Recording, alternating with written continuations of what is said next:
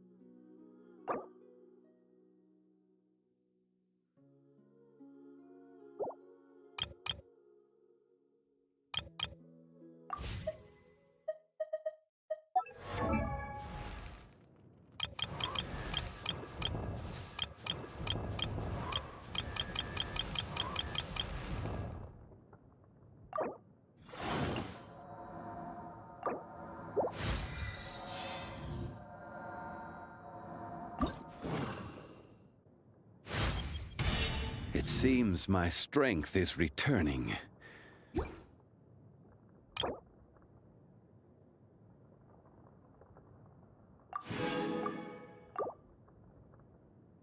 Osmantha.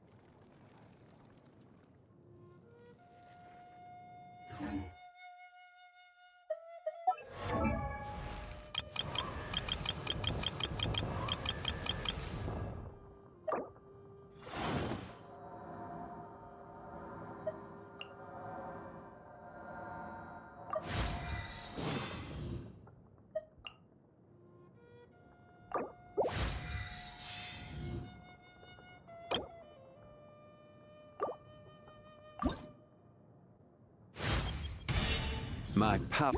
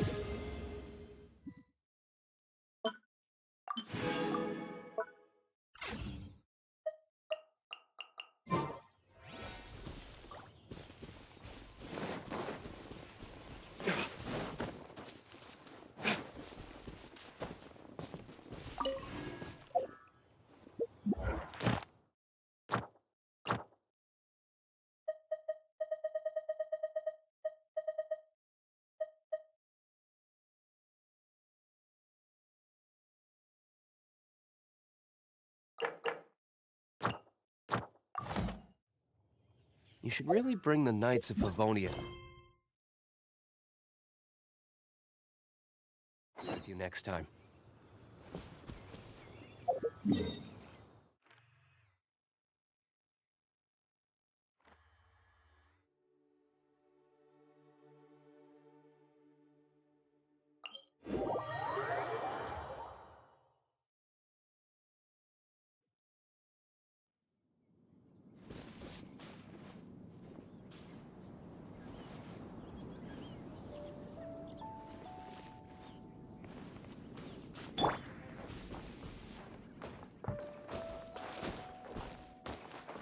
Into the wind.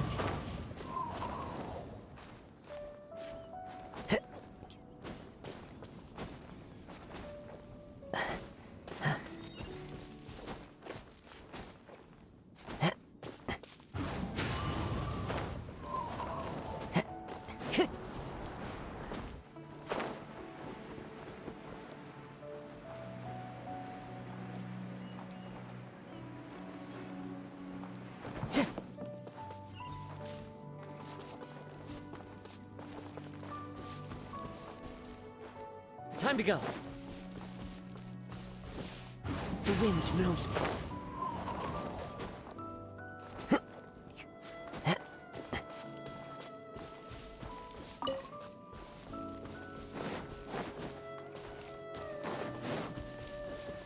Time to go.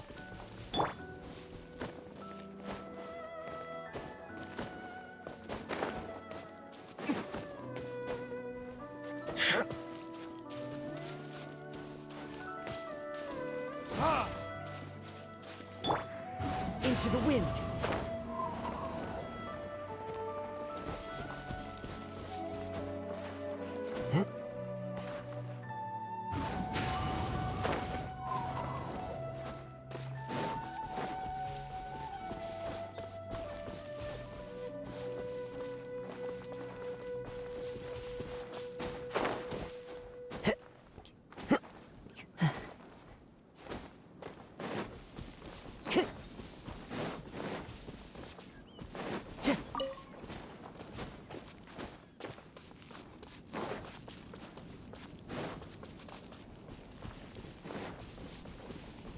Time to go.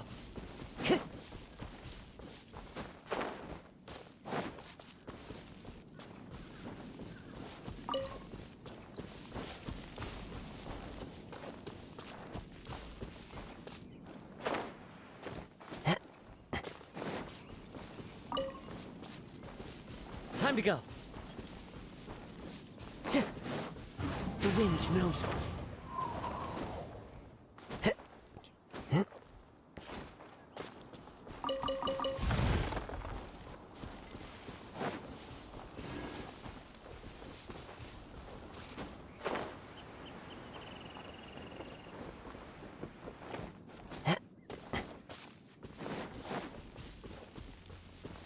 Into the wind.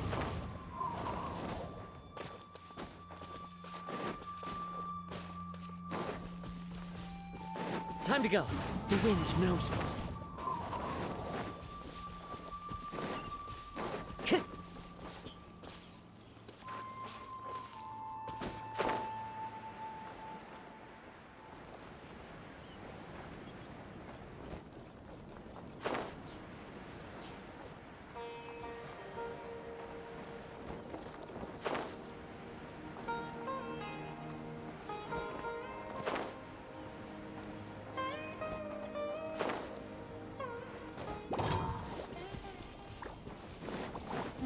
Into the wind. Whirling snow! Yeah. Ha! Ha! Yeah. Ha! Ha!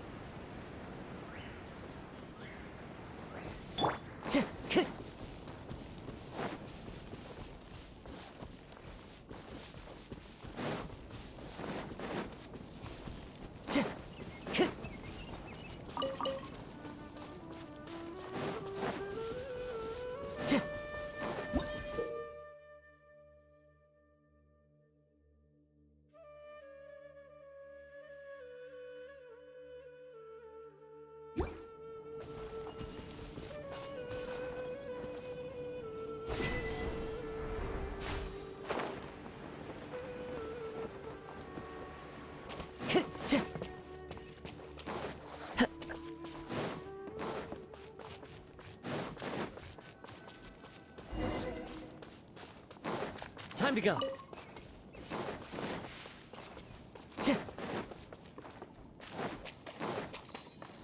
Time to go.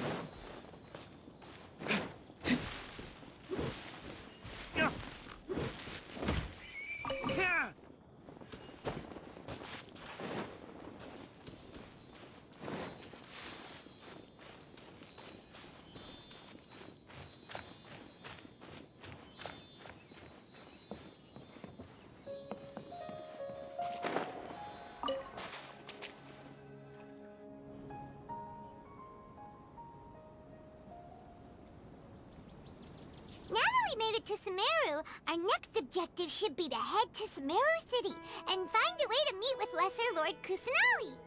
And speaking of Lesser Lord Kusanali, even though we haven't heard too much about her, she doesn't seem to be the same deity who abducted your sister.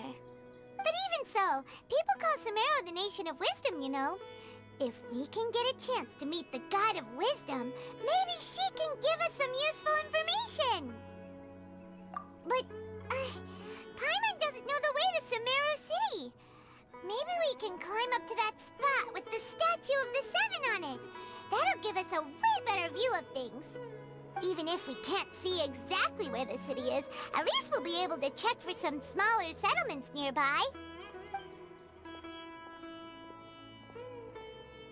Wait a second. Look! There's someone up ahead! Perfect timing! Now we can just ask for directions rather than wander around like lost adventurers. Hey there! We're not from around here and seem to have gotten a little lost. We'd like to ask for some directions. Huh? Did they not hear Paimon? Hey! You over there! Could you give us some directions? Huh? What's going on here? There's no way she could have missed that. Wait! Could she be ignoring us? How dare she? Well, even so, she might be heading someplace where we could find other people to ask. Let's keep our distance and follow her. When we get the chance, we'll just ask someone else for directions.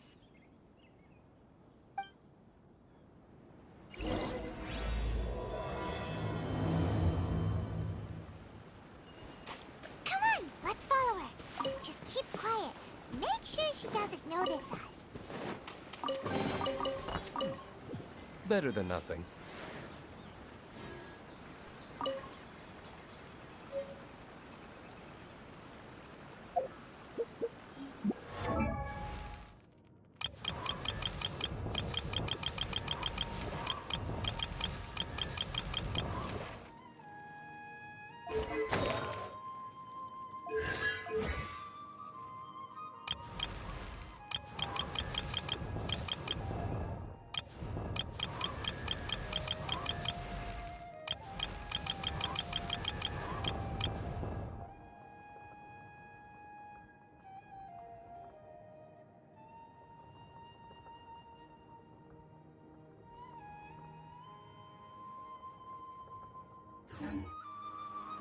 I still have a lot to do at the guild. How about you take a rest while I go back?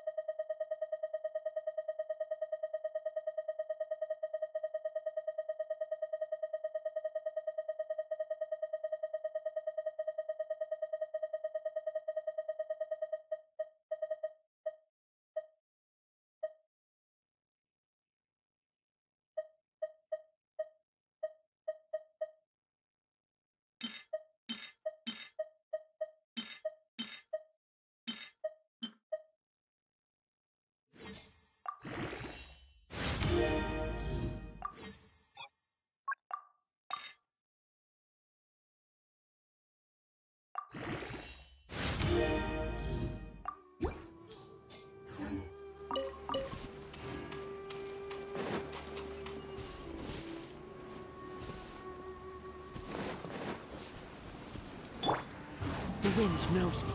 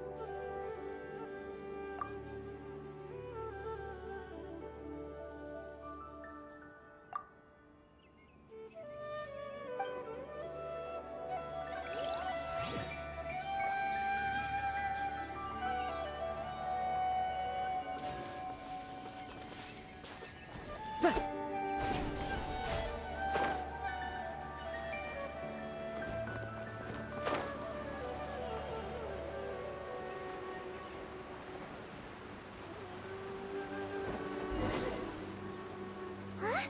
She just walked near that small waterfall and then suddenly vanished. Let's go take a closer look.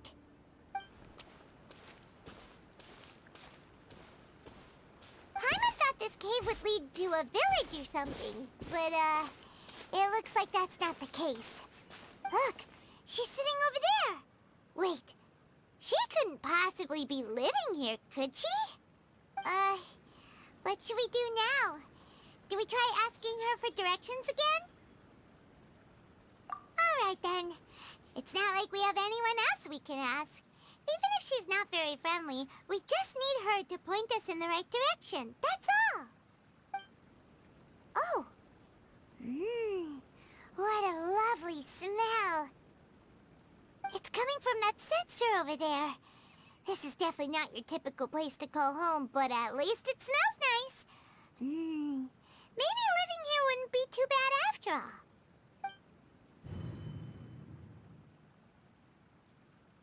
Huh? What's the matter? You don't look too good. What? Is the smell making you feel sick? Strange. Paimon doesn't feel anything.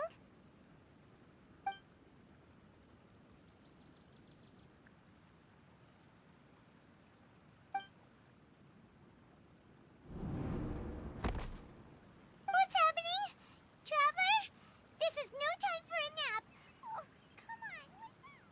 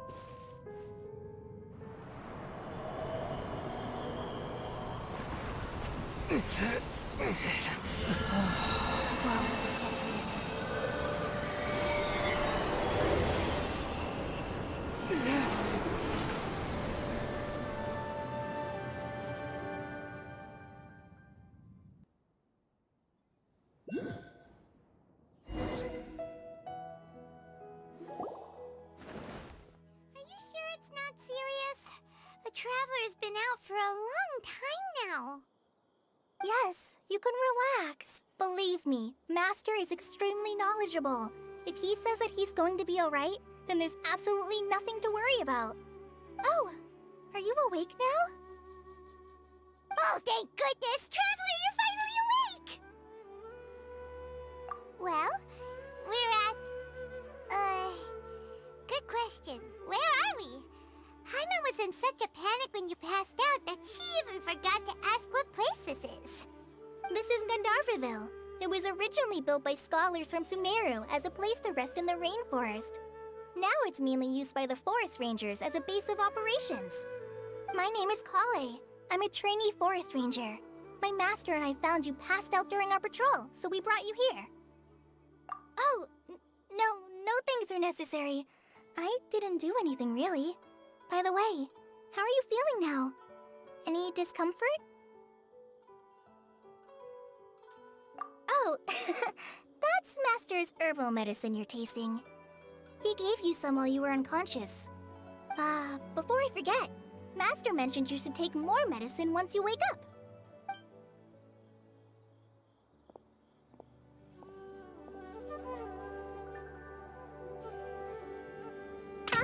Whoops! Kale, what's the matter?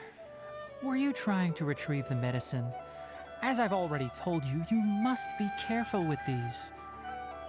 All right, I'll get it for you once I'm finished here. Sorry, Master. Now, the guide to Avidya Forest's edible fungi is clearly posted on our bulletin board. But if Farbode forgets which mushrooms to avoid one more time, I'll have no choice but to leave the guide somewhere a little more visible. Like right smack on his forehead so others can remind him to be careful. Right? This is the second time he's come good talking to. Yes, please do. If, on the off chance, Farbode simply enjoys having little imaginary fairies dance before his eyes, then we'll just let him be. But the next time he requires any of our medicine, be sure to charge him accordingly.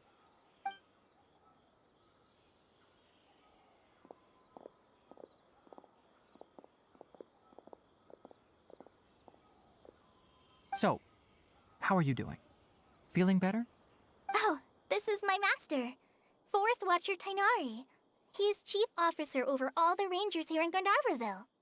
I already informed Paimon about the reason you fell unconscious earlier. But now that you're awake, let me explain it for you as well.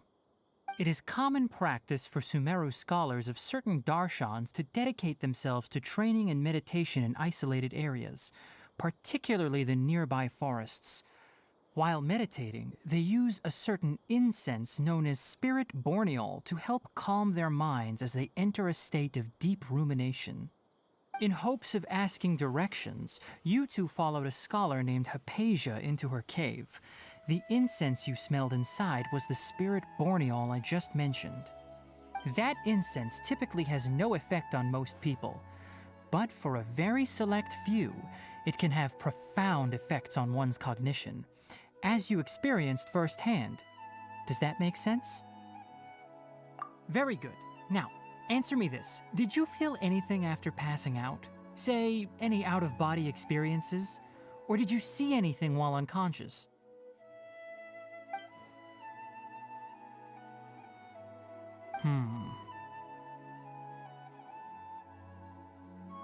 Kale, let the others know to stop bringing their patrol logs here for now. Huh? Why? Because these two will be staying here for the next few days. They can have my room and I'll bunk with Amir. Now get a move on and be sure to do as I've said. Yes, Master Tainari.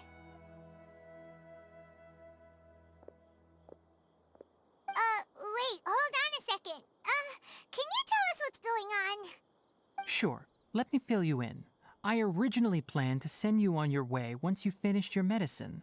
However, it appears now that you should stay a while longer in Gandharvaville for further observation while you recuperate.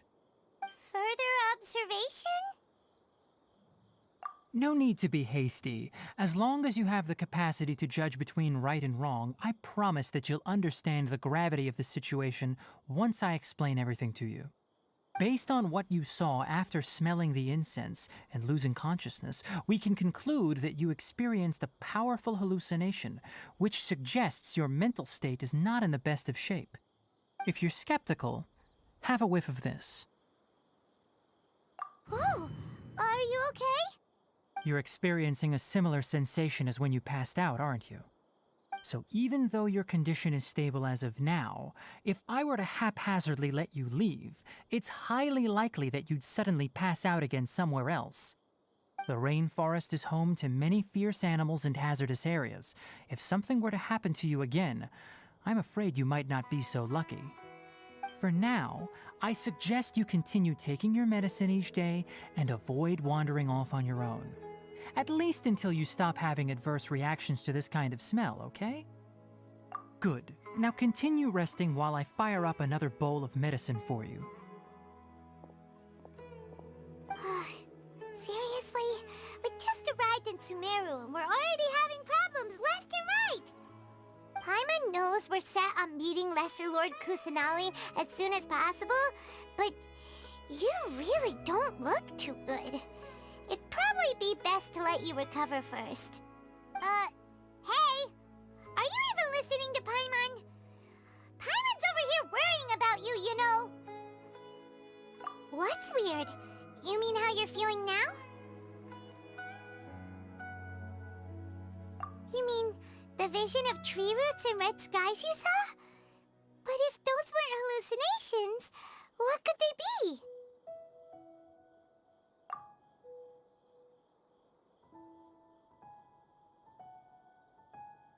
Well, considering how unique you are, Paimon trusts your judgment here. But why didn't you say anything about it to Tighnari? If he misjudged your condition, then there's a chance you could get worse, right? Huh? You mean that Tighnari already knows that what you saw weren't hallucinations? But if that's the case, why would he try to hide that from us? Oh, Paimon gets it now. That explains why you were so quiet earlier. Well, that settles it then. We'll stay here to rest up and figure out what's going on with your hallucinations. But it seems like asking Tighnari might not be an option anymore. What do you think we should do? Good idea. Kale's pretty friendly.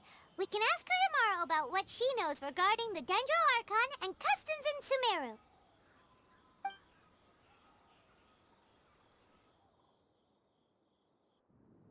Rise and shine! Come on, it's time to go find Kale!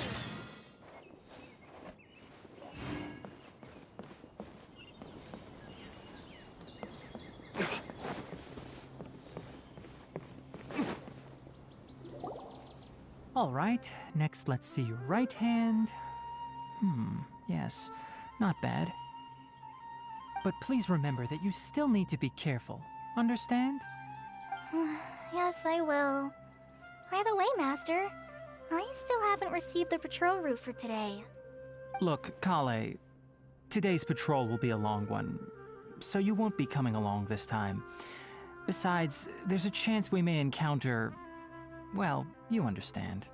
But I have a vision too! Am I useless to everyone now? Don't talk like that, Kale. This is not something you need to be worrying about right now. Ah, there you are. Feeling any better? Yeah, since we'll be staying here for now, we thought we might as well try lending a hand around here. Seems you're not the type to sit back and take it easy for a while, huh? In that case, perhaps Kale could take you two for a patrol south of Gandharvaville for the day. And if you're feeling up to it, you can be responsible for cleaning the Statue of the Seven. Tighnari, we're ready to head out. Roger, I'll be right there. All right, we'll be heading into the forest now. I'll leave any further details to Kale. Yes, you can count on me. So, Kale, what exactly are we going to be doing today? Tainari mentioned cleaning the statue just now, but, that doesn't really sound like the job for a ranger. Well, a forest ranger's responsibilities can be pretty diverse. They handle a variety of tasks, like checking the condition of outlying roads, maintaining forest facilities, ensuring fire prevention standards are met, and providing assistance to travelers and locals. As for Master, well, he has to handle more dangerous areas of the rainforest. Today we can perform routine checks on the pathway lamps as we make our way to the Statue of the Seven. Paimon, traveler, this way! You can leave the task of checking the lamps to me. In the meantime, you two can keep an eye out for anything unusual.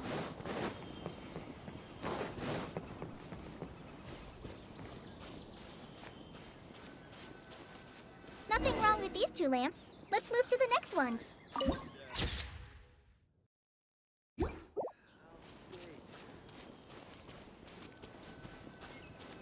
Oh, this lamp seems to be getting a little wobbly. Let me make a note of it.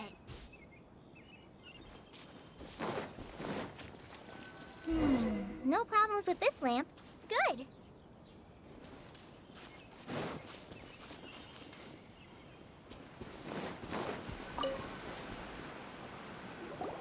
The Statue of the Seven is up on top of that large rock formation. You must have seen it when you came down this road before. It's pretty high up there, isn't it? Don't worry. If you're afraid you can't make it up there, I'm sure Master wouldn't mind if you don't clean the statue. Oh? I guess I'll leave it up to you then. There's not much footing once you reach the statue, so be careful up there. Paimon will fly up with you and help you with those hard-to-reach areas. By the way, Kale, do you know anything about the Dendro Archon? You know, what's she like? That depends. Are you referring to Greater Lord Rukkhadevata or Lesser Lord Kusanali? Huh? Greater Lord Rukkhadevata? Oh, is that the name of the former Dendro Archon? Uh-huh. Greater Lord Rukkhadevata was Sumeru's first Dendro Archon. She created the rainforest as well as the wall of Samiel around the desert. Her works provided a means of peaceful living for everyone. To the people of Sumeru, she's not only a symbol of wisdom, but also of power and kindness. Unfortunately, she disappeared in a great calamity that occurred a few hundred years ago. According to what Master has told me, the sages later found the newly born Dendro Archon and whisked her back to Sumeru. To celebrate the reinstatement of their lost deity, the sages dubbed her Lesser Lord Kusanali and let her reside in the sanctuary of Sarastana. Uh-huh. Then what happened? Well, and then... I'm not too sure what happened, to be honest. Huh? You're not too sure? But aren't you from Sumeru? Yeah, I'm from Sumeru. But... Maybe it's difficult to discuss this topic with strangers. If that's the case, then don't worry, we understand. No, it's not that. I'm not trying to hide something from you. Besides, I don't consider you two strangers. Anyway, you two know Amber, right? Wait, Amber? You mean... Yes, that's her. I once lived in Mondstadt for a while, and she helped me a lot during that time. You could even say that she helped me become a new person. There's no one like Amber. She lives life to the fullest while always adhering to her strong sense of justice. She's ready to answer the call for action at any moment, but is also very understanding of others. She's like the spark that lights the fire in everyone's heart around her. If you ask me, she's a prime example of a true outrider. She's the first person anyone coming to Mondstadt will meet. You can't help but be enthralled by her charm and enthusiasm, causing you to fall in love with the lands of Mondstadt and...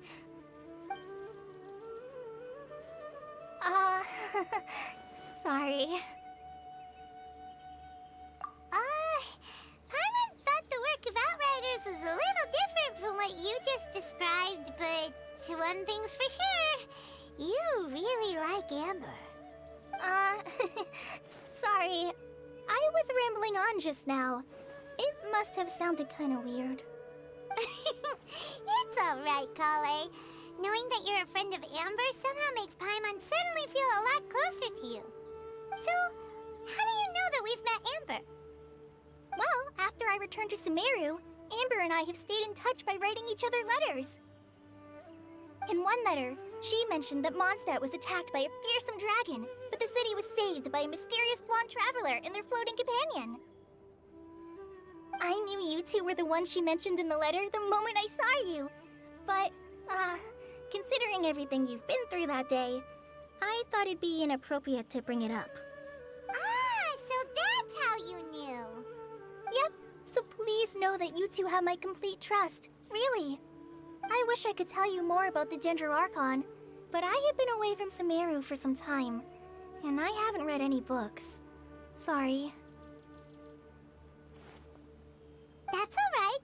You've already helped us a lot. We had never even heard of Greater Lord Rukkhadevata or the Sanctuary of Surasthana until you mentioned them. Oh, I'm happy that was helpful. There is one thing I want to ask, though. Why do you two want to know about the Dendroarchon?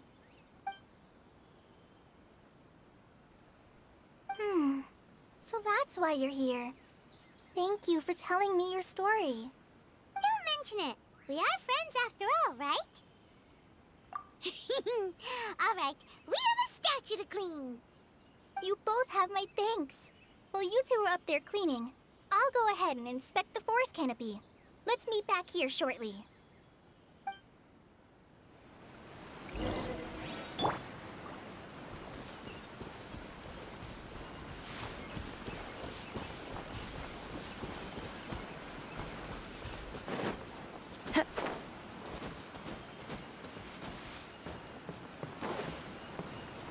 Into the wind.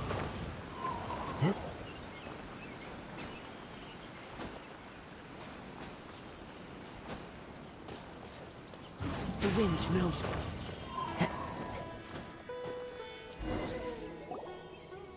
Huh. Now that Paimon looks at it, the deity that's carved on the statue is kinda small. Do you think she's supposed to be Greater Lord Rukkhadevata or Lesser Lord Kusanali? You might be right. The statue does look kinda old. Well, anyway, we'll have to figure that out later. Let's get started on cleaning the statue. Paimon will fly up and take care of the top, and you clean everything below.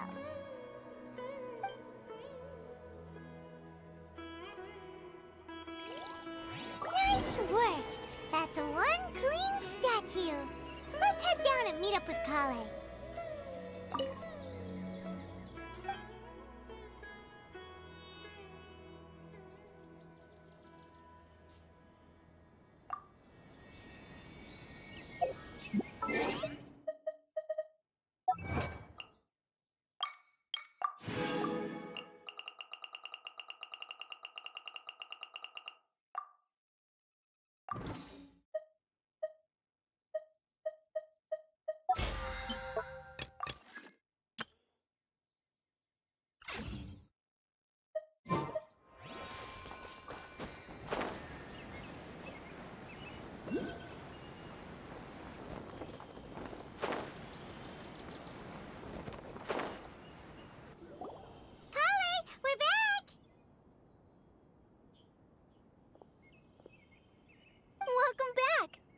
Be tired after all that climbing. Let's take a little break. I brought some fruit and water for us. Yay! Food! What kind of goodies did you bring? Hey! Don't be a party pooper. It's not like Kale is a stranger or anything. Besides, the best way to compliment a chef is to show passion for their food. Xiangling taught Paimon that. I prepared a nice portable dish that forest rangers like to eat called pita pockets. I hope you'll like them. Whoops! Ah, no! You dropped it on the ground! Not to worry. I wrapped a few layers of oiled paper around each pita. They should be fine. Oh, whew. Paimon nearly had a heart attack there.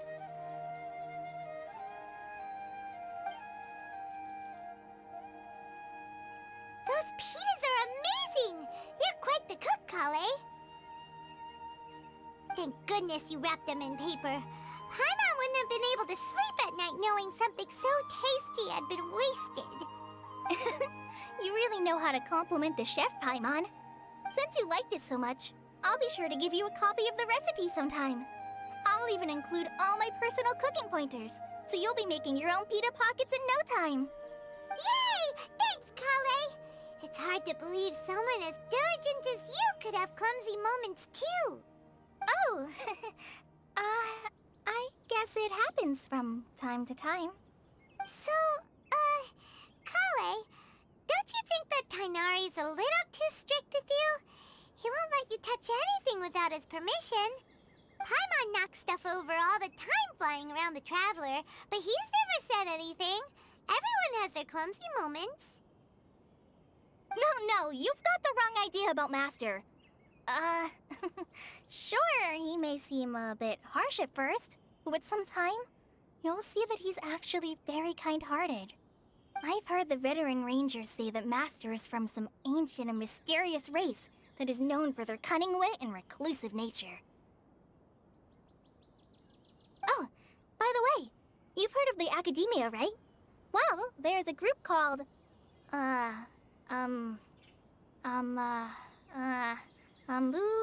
something?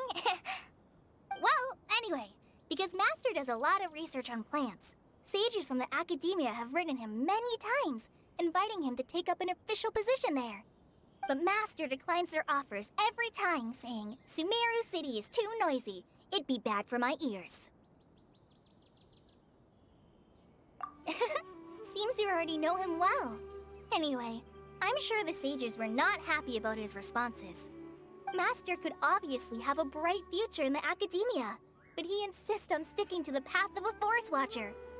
Every day he helps the locals of the forest and passes on his extensive knowledge to trainees like me.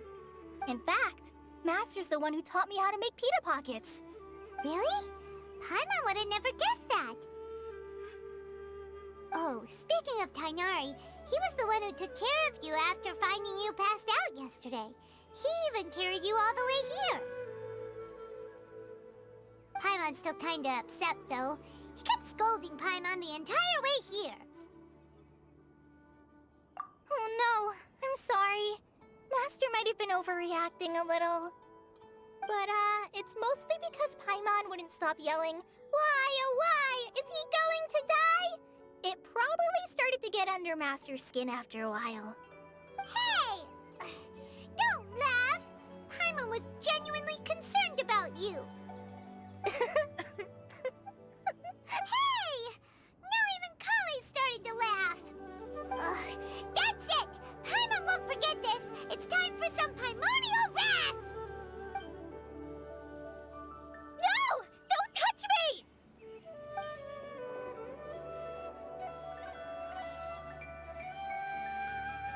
Oh, sorry, Kale. Paimon didn't mean to scare you. No, I just... I didn't mean that. Kale, are you okay? What's the matter? No, I'm fine. I'm sorry. I must have startled you both reacting like that. Oh, well, it's getting late now. Let's hurry back to Gandharville. I think Master and the others should be back by now, too. Huh? What was up with Kale just now? And why is she in such a hurry all of a sudden? Look, she's practically running back. Paimon can't even see her now.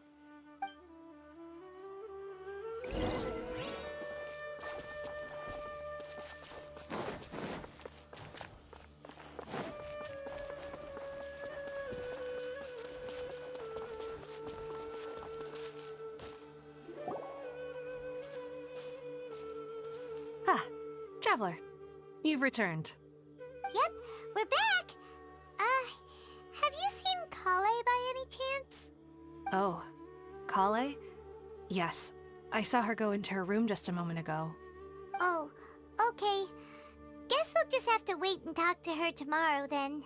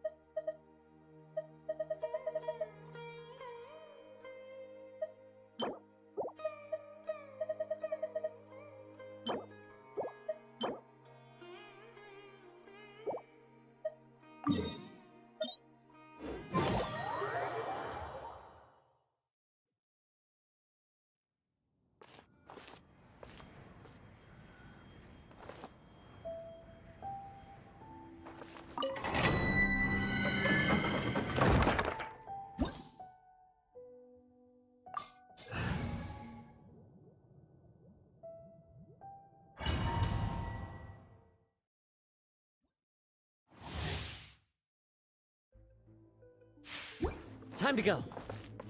Tch.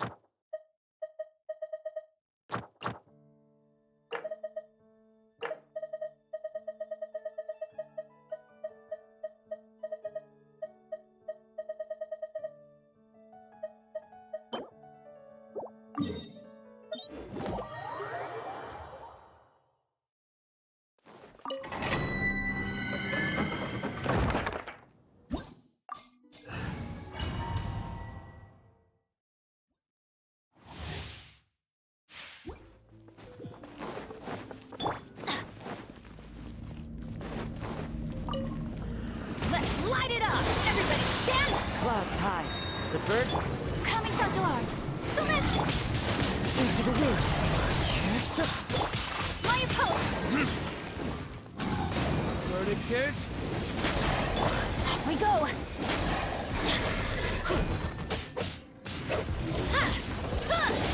Off we go!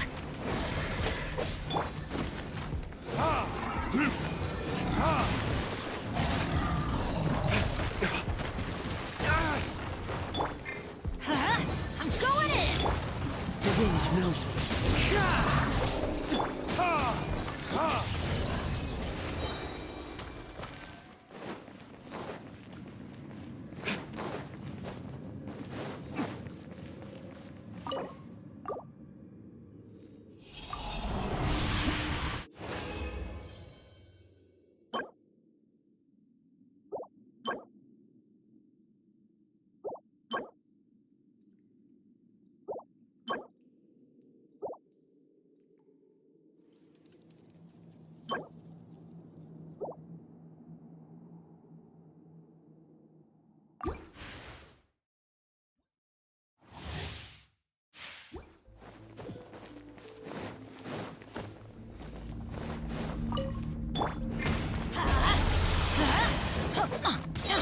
Teamwork is strict! As one with wind and cloud. Whirling snow! Yeah! Time for retribution!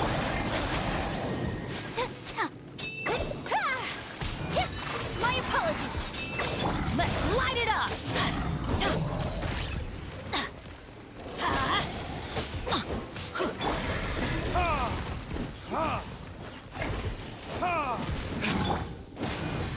Going in!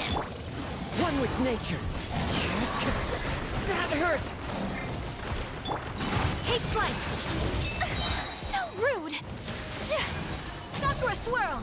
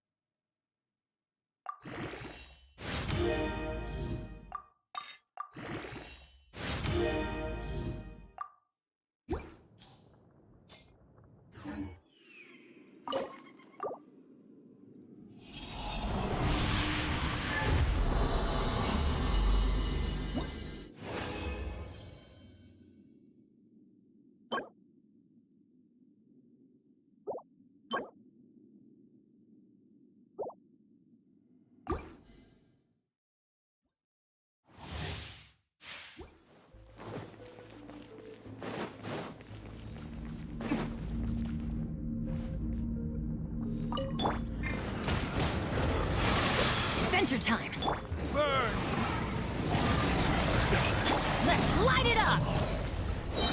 Teamwork is... Into the wind! Clouds high.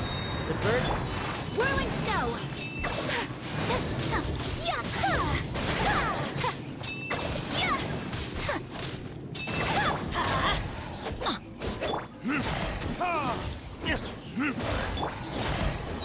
Let's light it up! I'm going in! Time for retribution! Kami-sato out! Sumetsu! The wind knows me.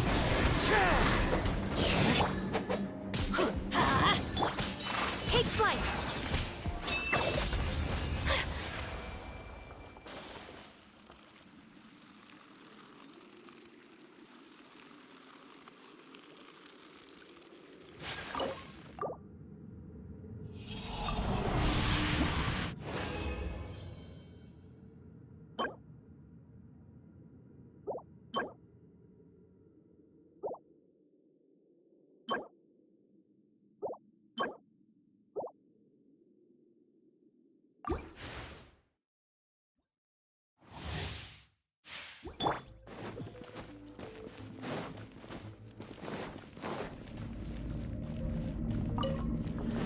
Let's light it up! Everybody stand! One with nature. Fallen leaves. Adorn! Whirling snow! Embrace the ice!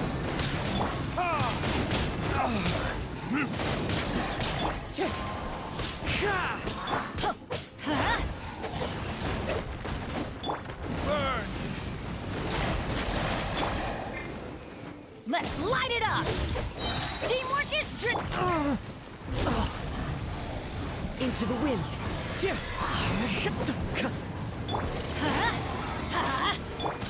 My apologies!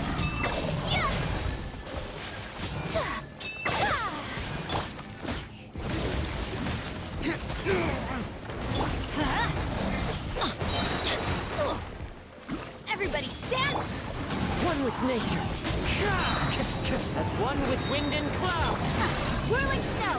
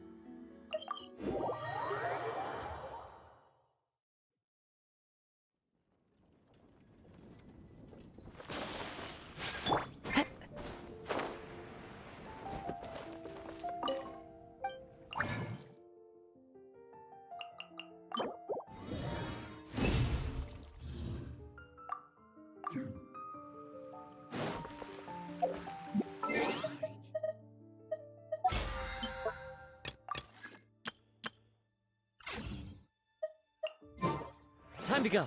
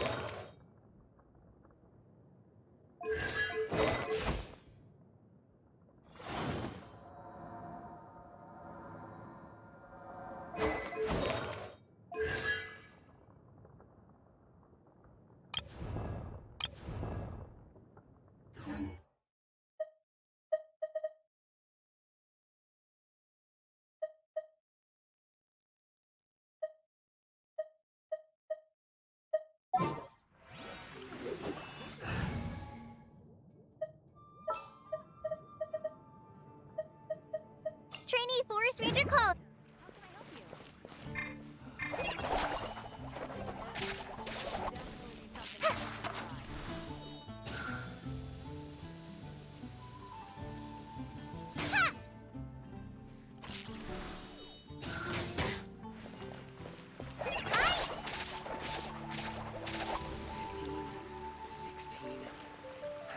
That's a nice haul.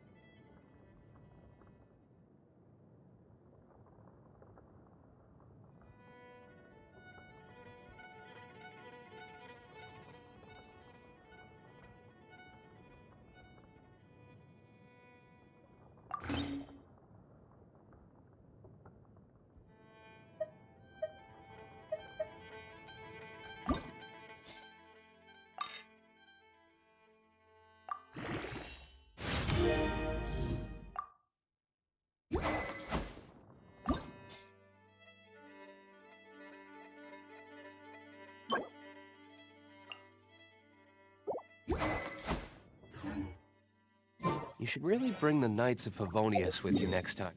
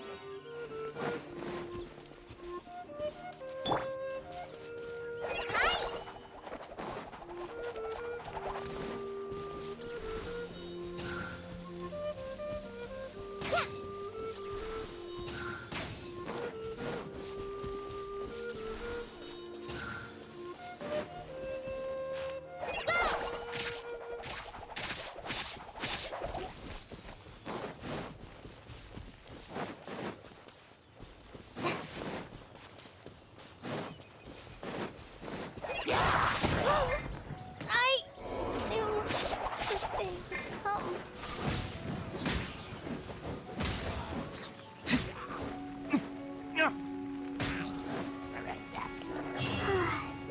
Paimon was thinking all night about what happened with Kale, and still can't figure out what the problem might be. Maybe she's in a better mood now. Let's go check on her.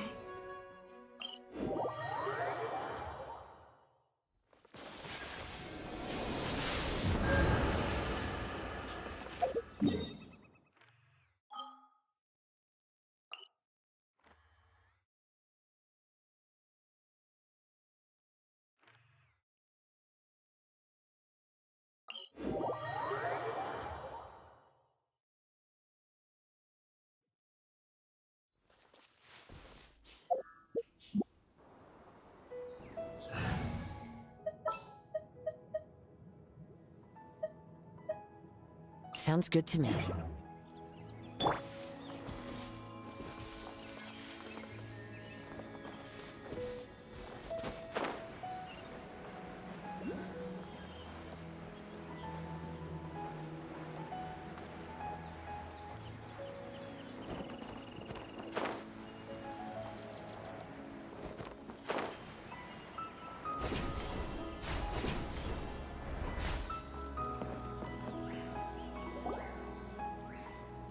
Ah, it's you two.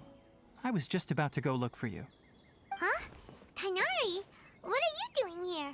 Where's Kale? I came to check on Kale's condition.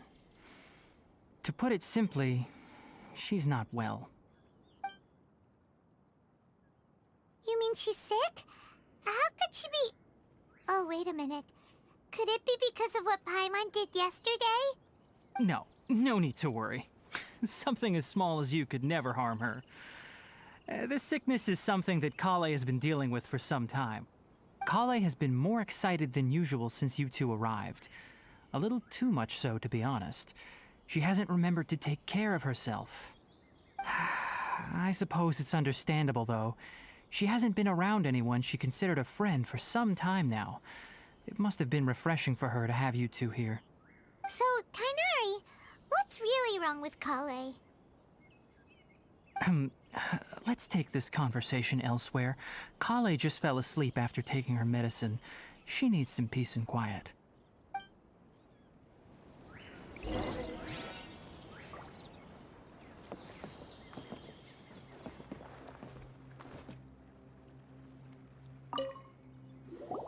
Shh! Kale's asleep. Let's come back once she's feeling better.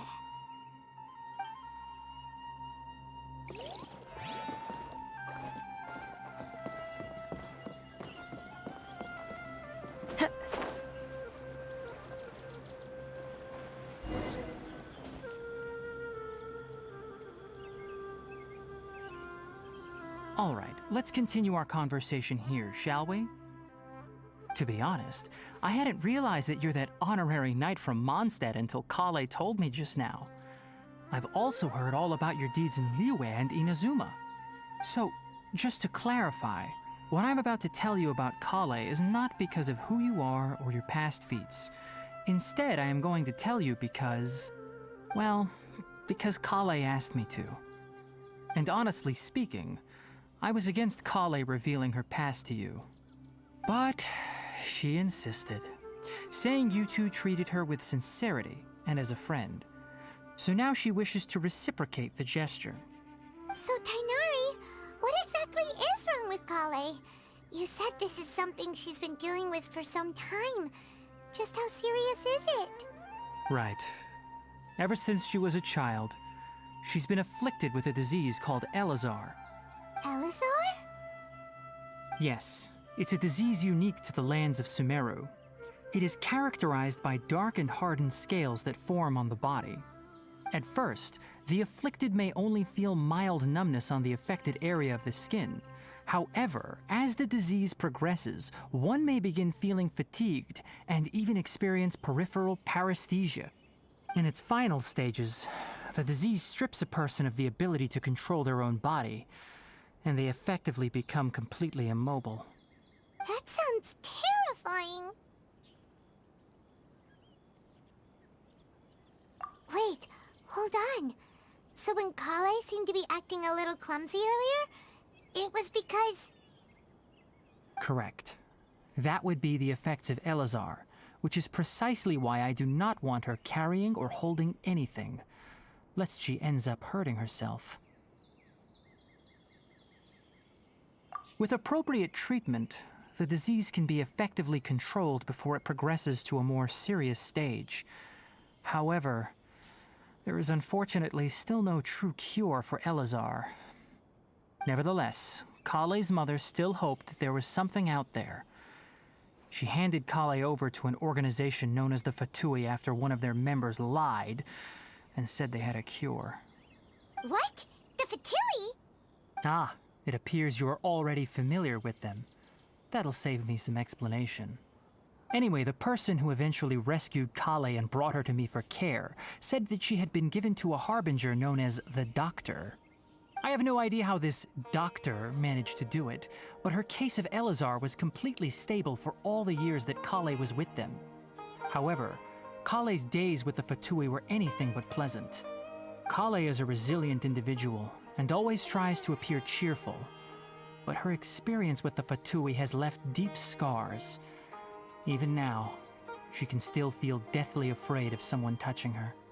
Oh, Paimon had no idea Kale's been through so much suffering. Oh, by the way, Paimon, Kale wanted me to tell you that she's sorry for scaring you yesterday. She also wanted both of you to know that she's sorry for hiding her illness. She doesn't need to apologize. None of this is her fault at all. Well said. I hope you'll get a chance to tell her that in person the next time you see her. Kale once thought that it would be impossible for her to have any real friendships. I trust that you two will never let my trainee experience such emotional pain again. Don't worry, Tainari. We'll take good care of her.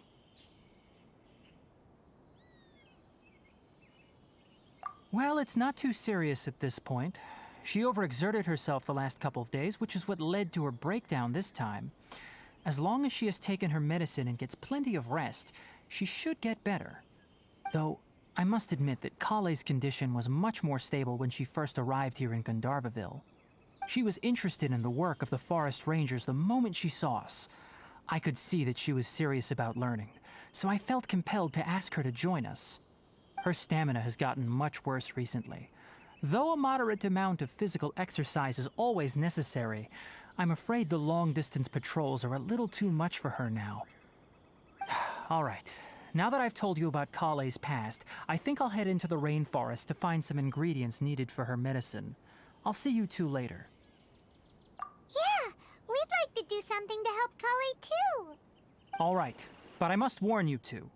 The rainforest is a dangerous place, especially for someone who's still recovering like the Traveler. You must follow closely and listen to every instruction. No problemo. Let's go then. We'll be looking for a plant known as lunar lotus.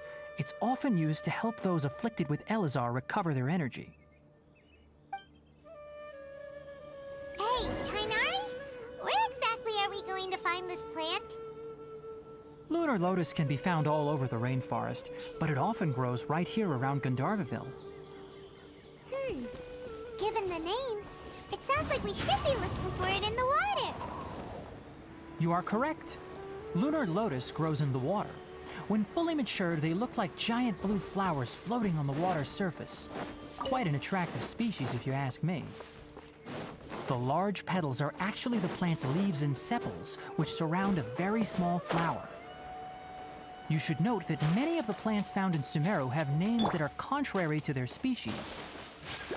Take the Kalpalata, for example.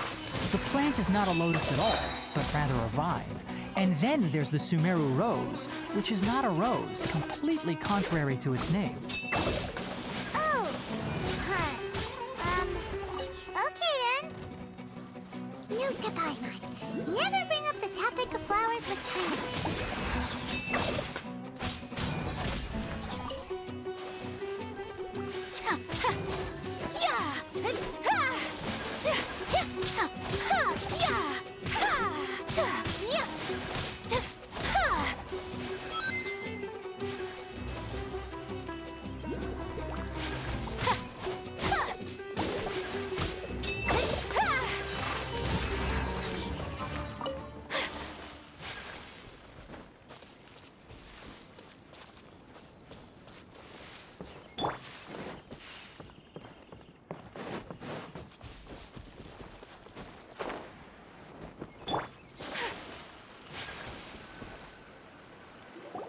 There should be lunar lotuses growing somewhere in this area. Let's split up and begin searching. If you could manage to gather 4 of them, that would be sufficient. We'll rendezvous here once you've gathered the needed amount.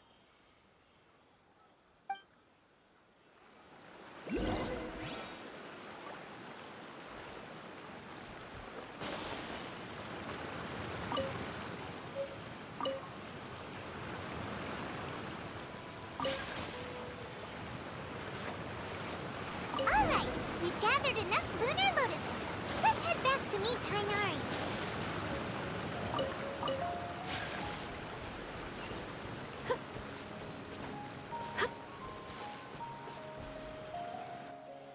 Hey Tainari, we found the lotuses you requested. Let me take a look. Good, very good. These are all excellent quality. I'm quite glad you two came along. Your exploration experience helped save me a lot of time here. It seems we even have enough time to stock up on some other things I need. Hey, Tainari! Oh, Tainari, someone's calling your name. They're dressed like a forest ranger. Ah yes, that's Amir and the others. But didn't they just set off not too long ago? What are they doing back so early? Let's go find out what's going on.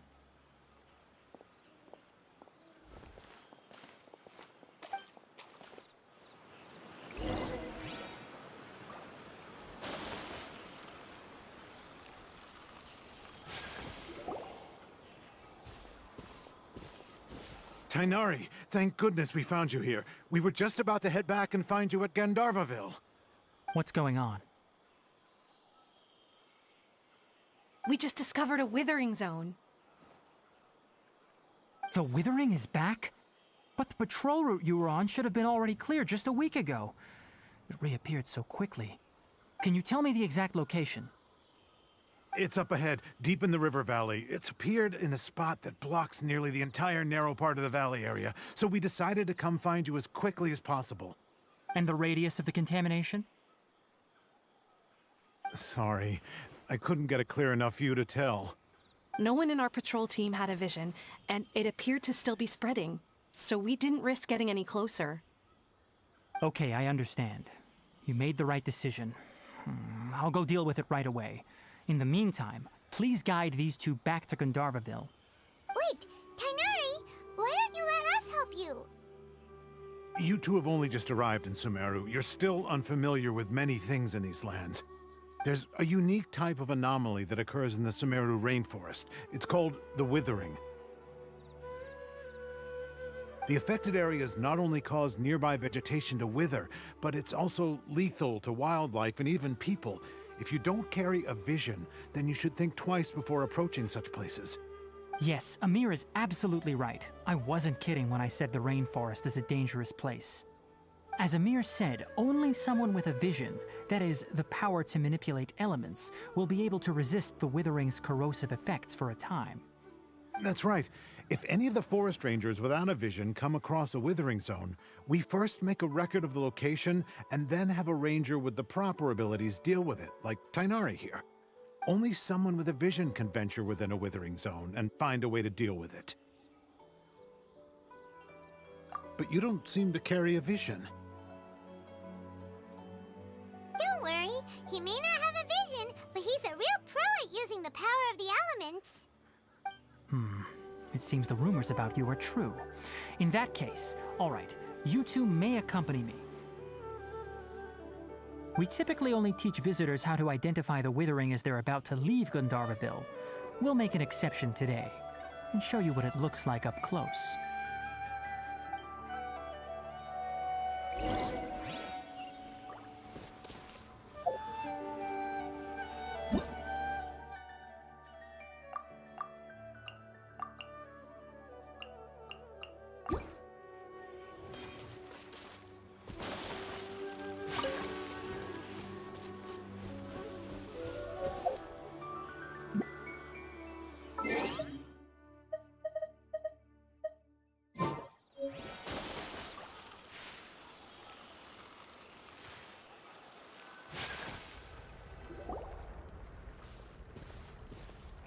Stop. Don't move any further. Look there in the distance. Huh? Where? Oh, look! Those plants have withered! That whole area is kinda gloomy. Even the air looks like it's filled with ash. Oh, Paimon doesn't like the look of this. That is the withering. All right, traveler. We're going to have to enter that withering zone. Once inside, we'll need to look for what we call tumors of the withering. If we eliminate those, then the area will be saved. Thank you, but I must warn you. Don't push yourself. This is your first time handling this sort of thing, after all. Even with elemental powers, once you step inside the withering zone, you may experience extreme discomfort. If at any point it becomes too much, return outside the zone and take a breather. It could become a matter of life and death. You ready then? Let's go.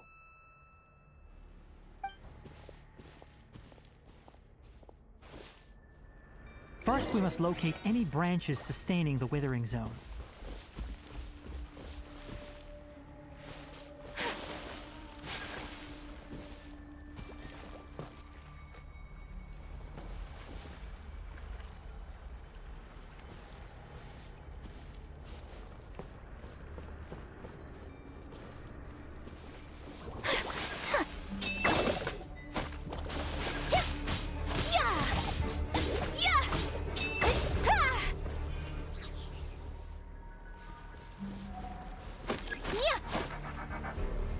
Take flight!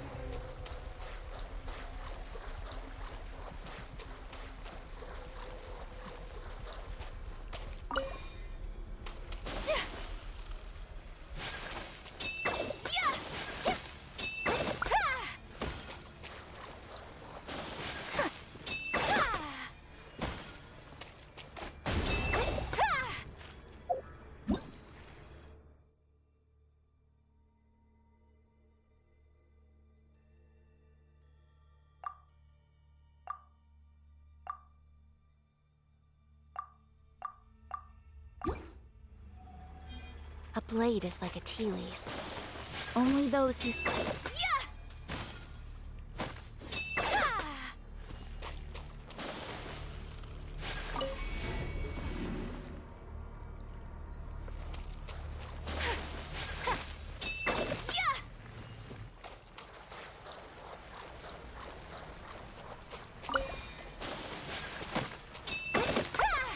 Great work.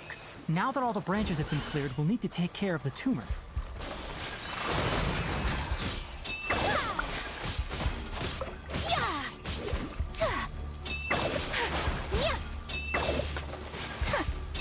Now, destroy the tumors of the withering.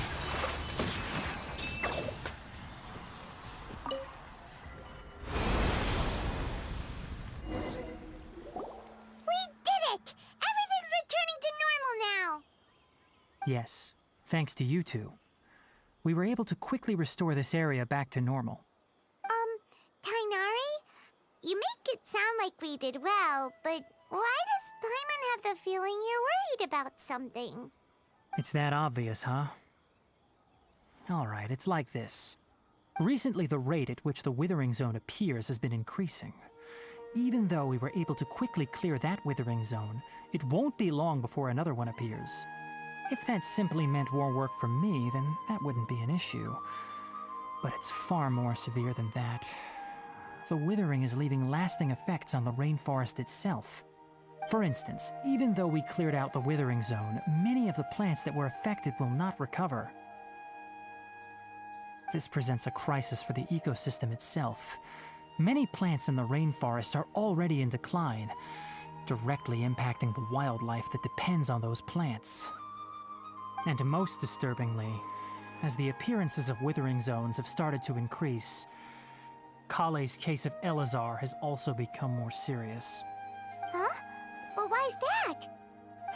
I'm still not sure of the exact reason. However, I've received word from acquaintances at the academia that similar cases are being reported for patients with other conditions. No, none that we know of. The withering has been recorded in Sumeru for millennia. It's said that it originates from the depths of the world. By the way, have you heard of Irminsul before? Irminsul is a tree located deep beneath the surface. Although it isn't like any tree we know in a biological sense, you can basically think of it as a large tree that grows downwards rather than upwards. I'm sure you've heard of ley lines, right? They're like the roots of Irminsul, spreading and extending from a massive cavern deep underground all the way up to the surface.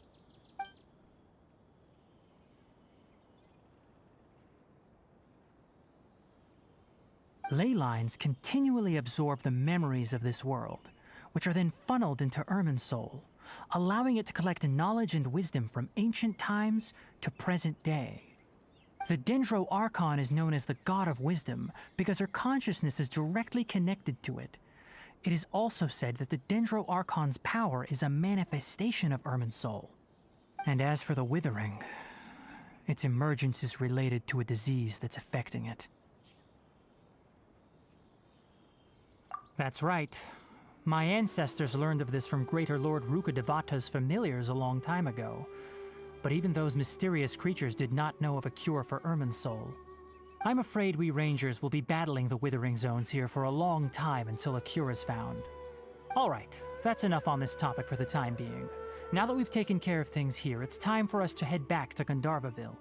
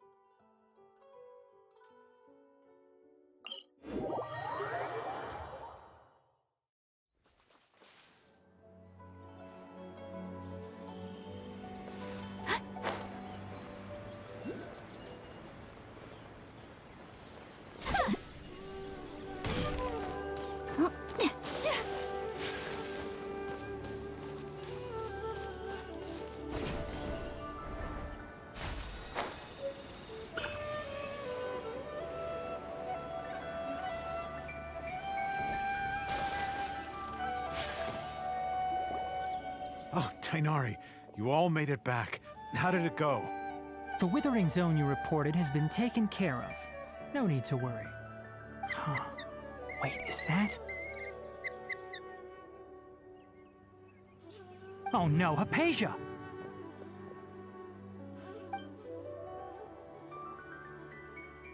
Huh?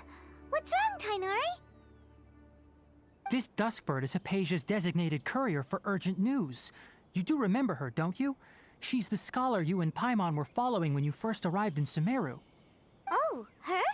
How could we forget? So did something happen? Let me see what's written in the letter first. Oh. So what's it say? And what's with that weird expression on your face? Just let Paimon read it. Huh? All Paimon sees are 3 squiggly lines. Yes, allow me to explain. After we brought you from Hypatia's cave to Gandharvaville, Hypatia resumed her meditation. She must have just finished. It's been nearly 3 days since she's had anything to eat, and it appears she's forgotten to prepare some rations. This letter is her asking us for help. We need to go. What? You mean she's been sitting there for 3 days? Hey, wait, how did you know all that from just a few lines on the paper? Well, obviously because this has happened before. Last time she drew 5 lines, and by the time we found her... Well, I'd prefer not to remember that. Needless to say, Hypatia's been through worse, but we should still get to her as quickly as possible. I've got some emergency rations set aside for times like these. Paimon, Traveler, could you two bring these to her? Wait, you want us to bring her the rations? But will the Traveler be okay if her cave is still filled with that funny incense? Let's find out. Here, Traveler, take a smell and see. So, how do you feel? Huh? Really? You're not feeling even a little drowsy? But wait, how'd you know that he'd be okay this time, Tainari? Back when we were clearing the Withering Zone, I observed that he could adeptly manipulate the Dendro element. I knew then that he would be fine. And if I may ask, when I was telling you two about Irminsol's ley lines, was what I described similar at all to what you saw while you were unconscious? That's correct. Those weren't hallucinations at all. Though I don't intend to apologize for deceiving you. Because what you saw is of significant importance. Not just for the nation of Sumeru, but the entire world of Tevat. My forefathers were shown much favor by Greater Lord Rukkhadevata. We took an oath to protect this nation together with her. Now that that duty has fallen to me, it was part of my responsibilities to ascertain whether you could be entrusted with the fate of Sumeru. Now, after seeing you in action with my own eyes, you have earned my confidence, and I no longer feel the need to hide any secrets from you. When you passed out, your consciousness had connected directly with Irminsol. What you witnessed were actually real memories contained within Irminsol itself. I could try to tell you more, but it would be better if you went to ask Hypatia instead. Her focus on meditation and use of Spirit Borneol are aimed at establishing a connection with Irminsol, just as you did.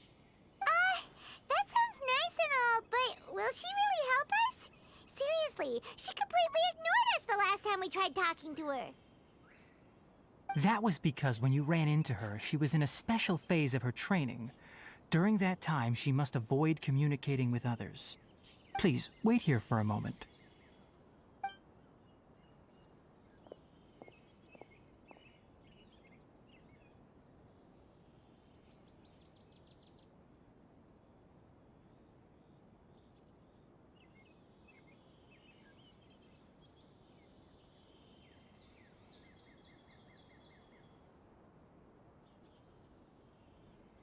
Here, take these. It's a meal I packed for Hypatia, as well as some other ingredients. I'm sure it'll come in handy. Also, here's a letter that I would like you to give to her. Just show it to her and she'll answer any questions you may have. No. I should be the one thanking you. You've both been a great help these last few days. Hypatia should still be in the cave. Let's go inside and see how she's doing.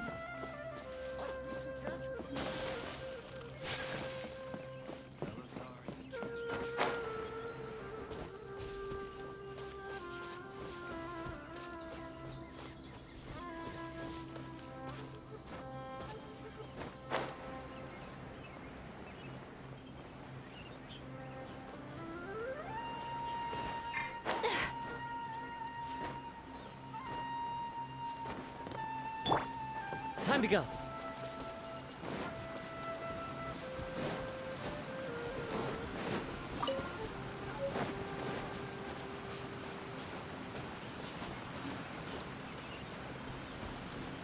One with nature. Hypatia should still be in the cave. Let's go inside and see how she's doing.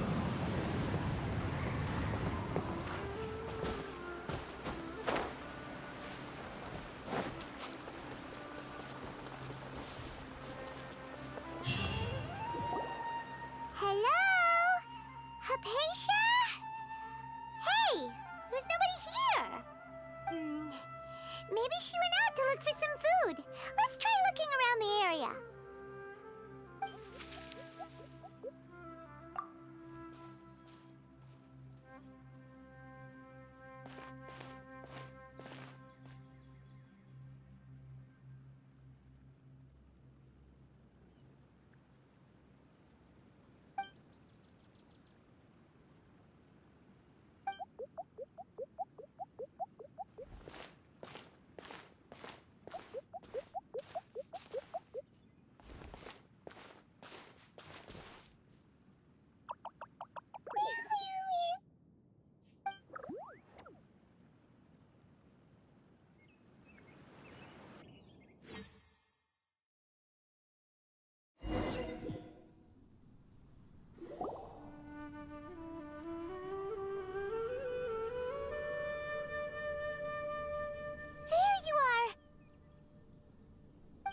Hypatia, are you alright? So hungry. Need water. There's no way we can get her to eat in her current condition. Let's try finding some water first. Huh? Wait. Why does it look super foggy outside all of a sudden? Anyway, let's go look around.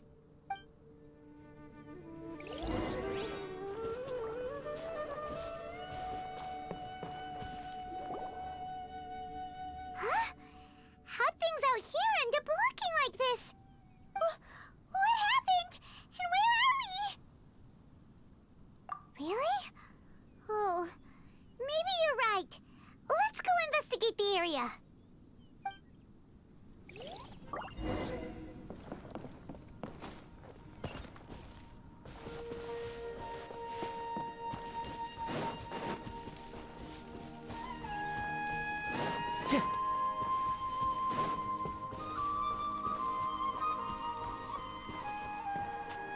Wow, this place is huge!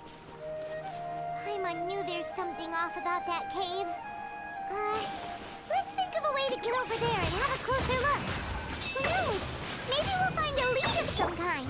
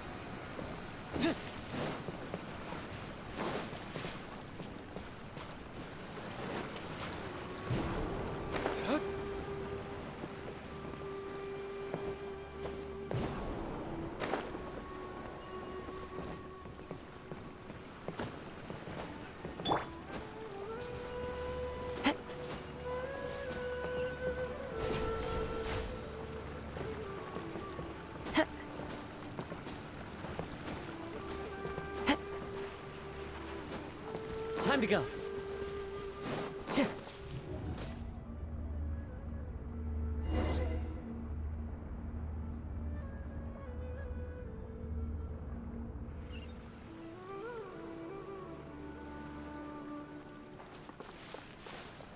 Huh?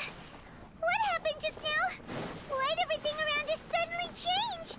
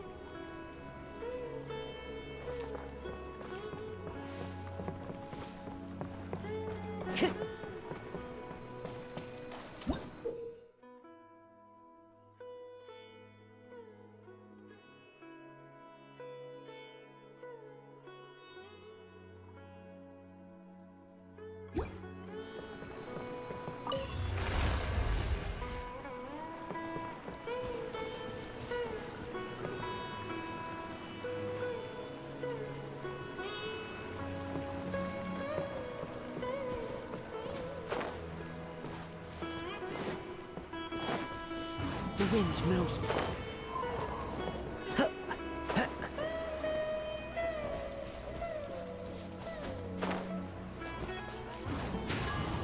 Follow the wind.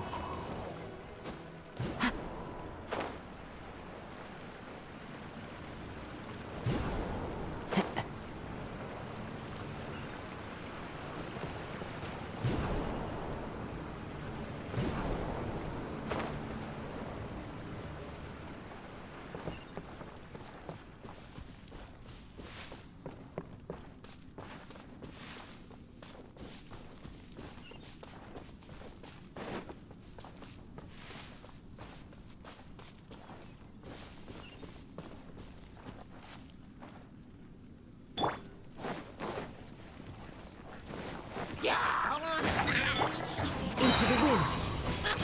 Clouds high. The birds call.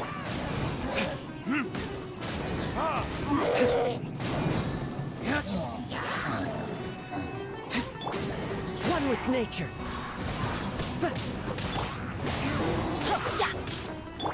Take flight!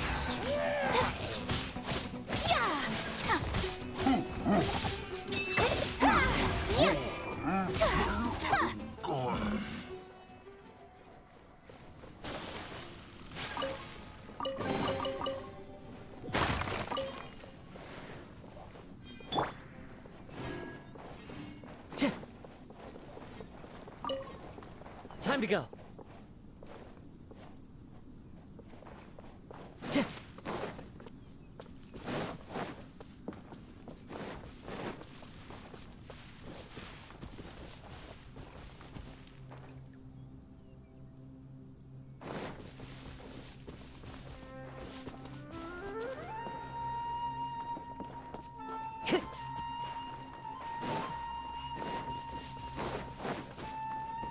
Time to go.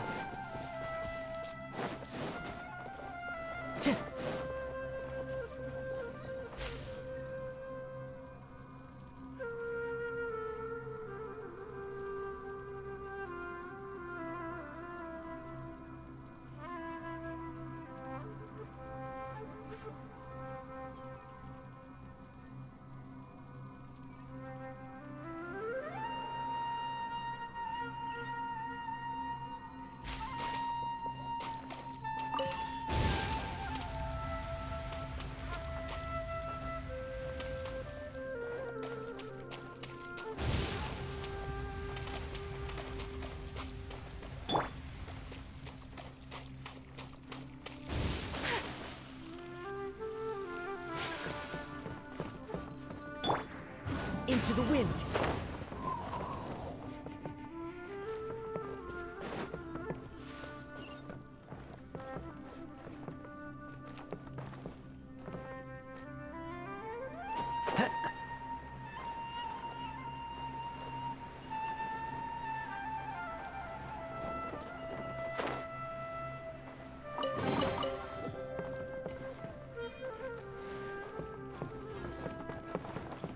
One with nature.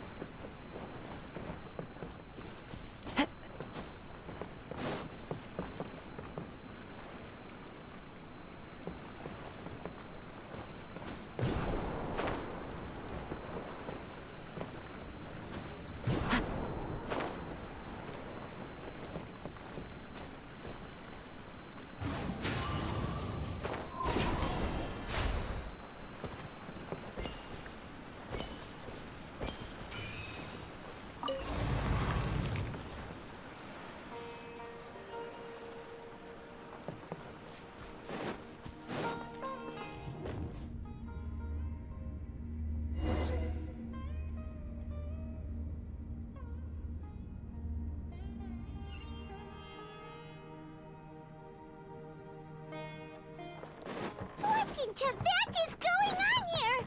This place is getting weirder by the minute. Hey, what's the matter? You don't look so good.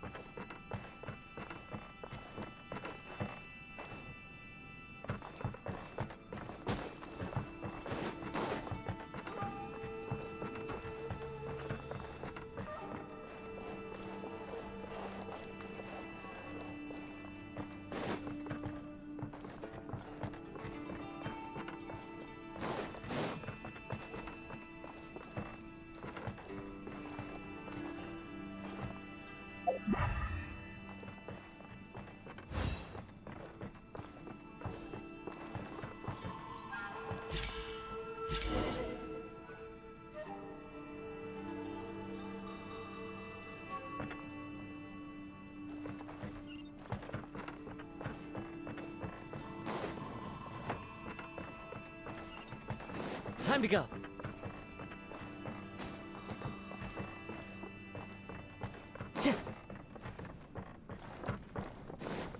Time to go.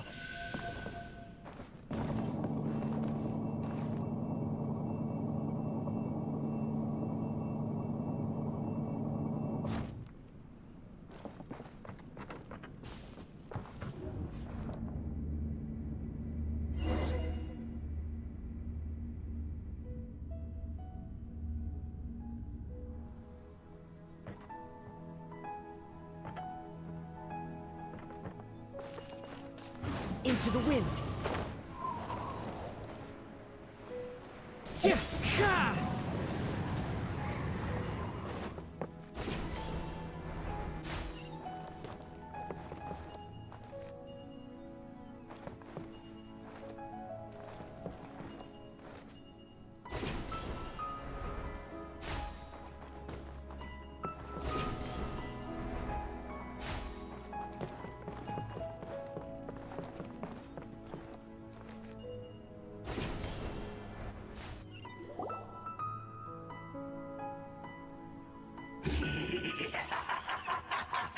Well.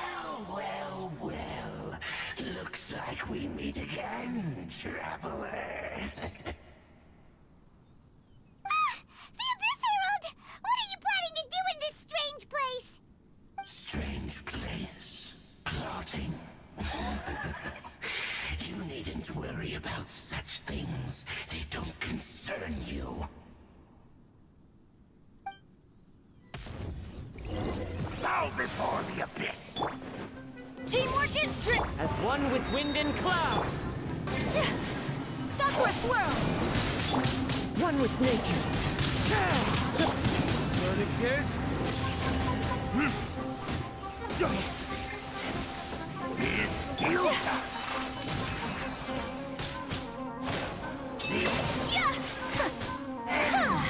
Let's light it up.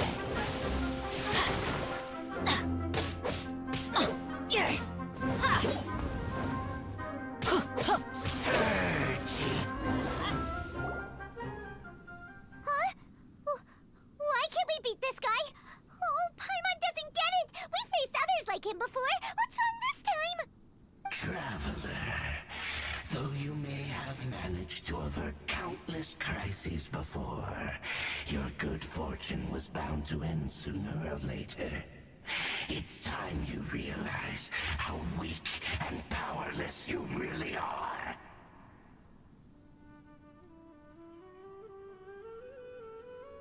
Your sister. Oh, pitiful traveler. Are you really so ignorant? Or are you just living in complete denial? Her Highness has long since forsaken you. Your meager existence in her eyes is that of an annoying bug, only to be stepped upon. The bonds of love and family which drive you to find your sibling are utterly gone. Your journey is meaningless. But don't you fret now. Today will be your last. Now die!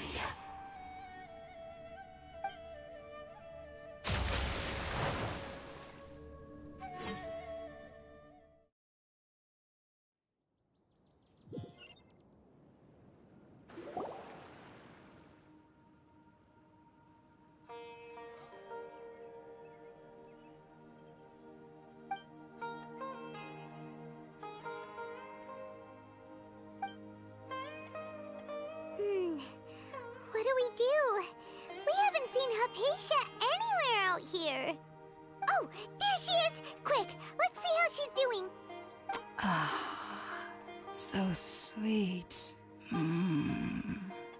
Well, the good news is that she's still conscious. Hey, why'd you drop her food on the floor like that?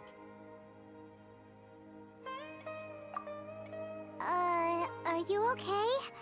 That's really not like you. Anyways, we can talk about this later. We better make sure she's alright first.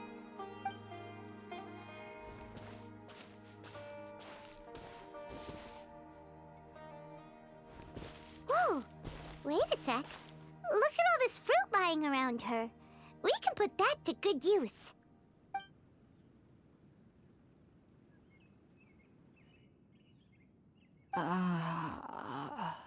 Who is there? Tainari, is that you? Huh?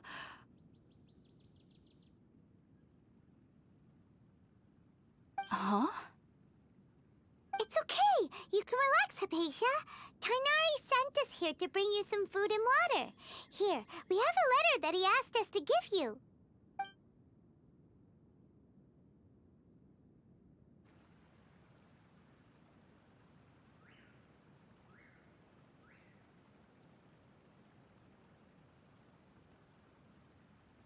I see.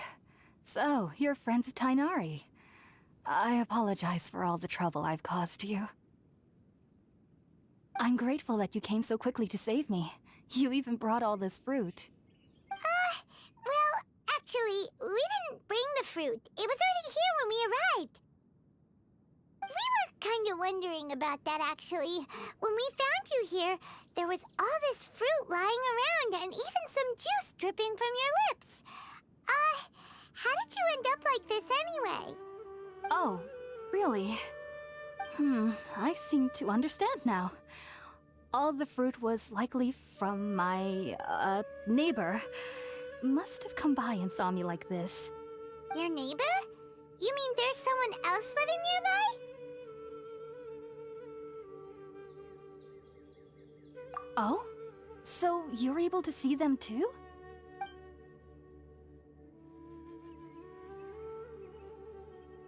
Wait, hold on a second, Traveler.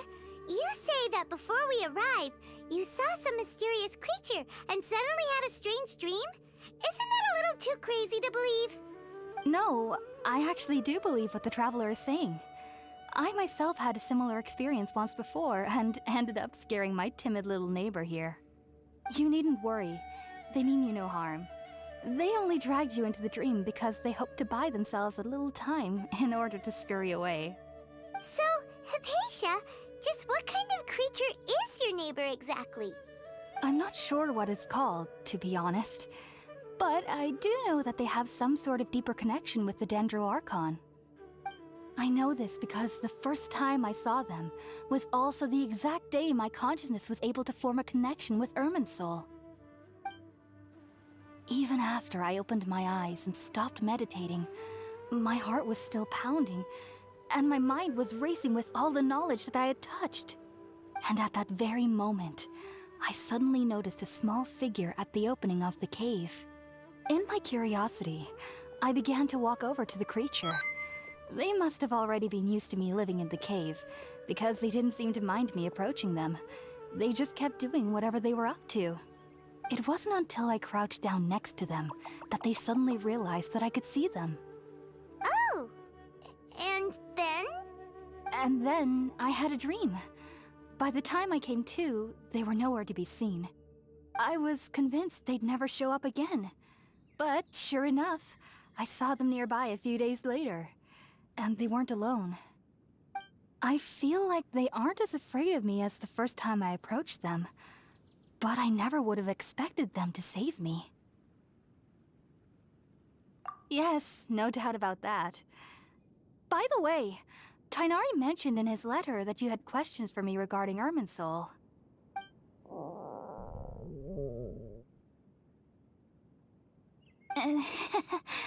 Sorry about that. Sounds like just drinking juice still isn't quite enough for my stomach. Well, if somebody hadn't dropped the food earlier...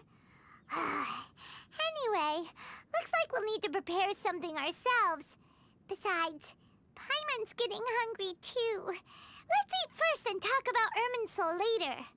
All right, we're up, traveler. Today's menu will feature sweet madame and a radish veggie soup. You'll love them, Hypatia. They're our specialties after all. Sounds good. I've never tried any dishes from other nations before. I certainly look forward to it. It's been so long since I've had a decent meal, too. To be honest, the last time had to be when Tainari came to visit.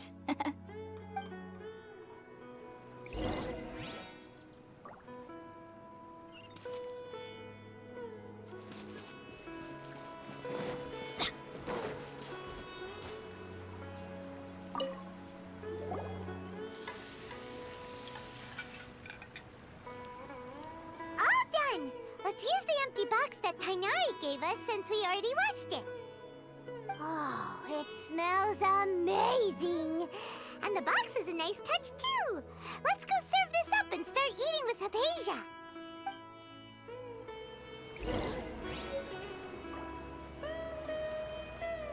Adventure time!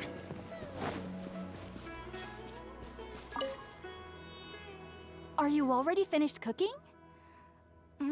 Smells delectable. I'm truly thankful whenever I can enjoy a proper meal like this. Cooking really isn't my forte.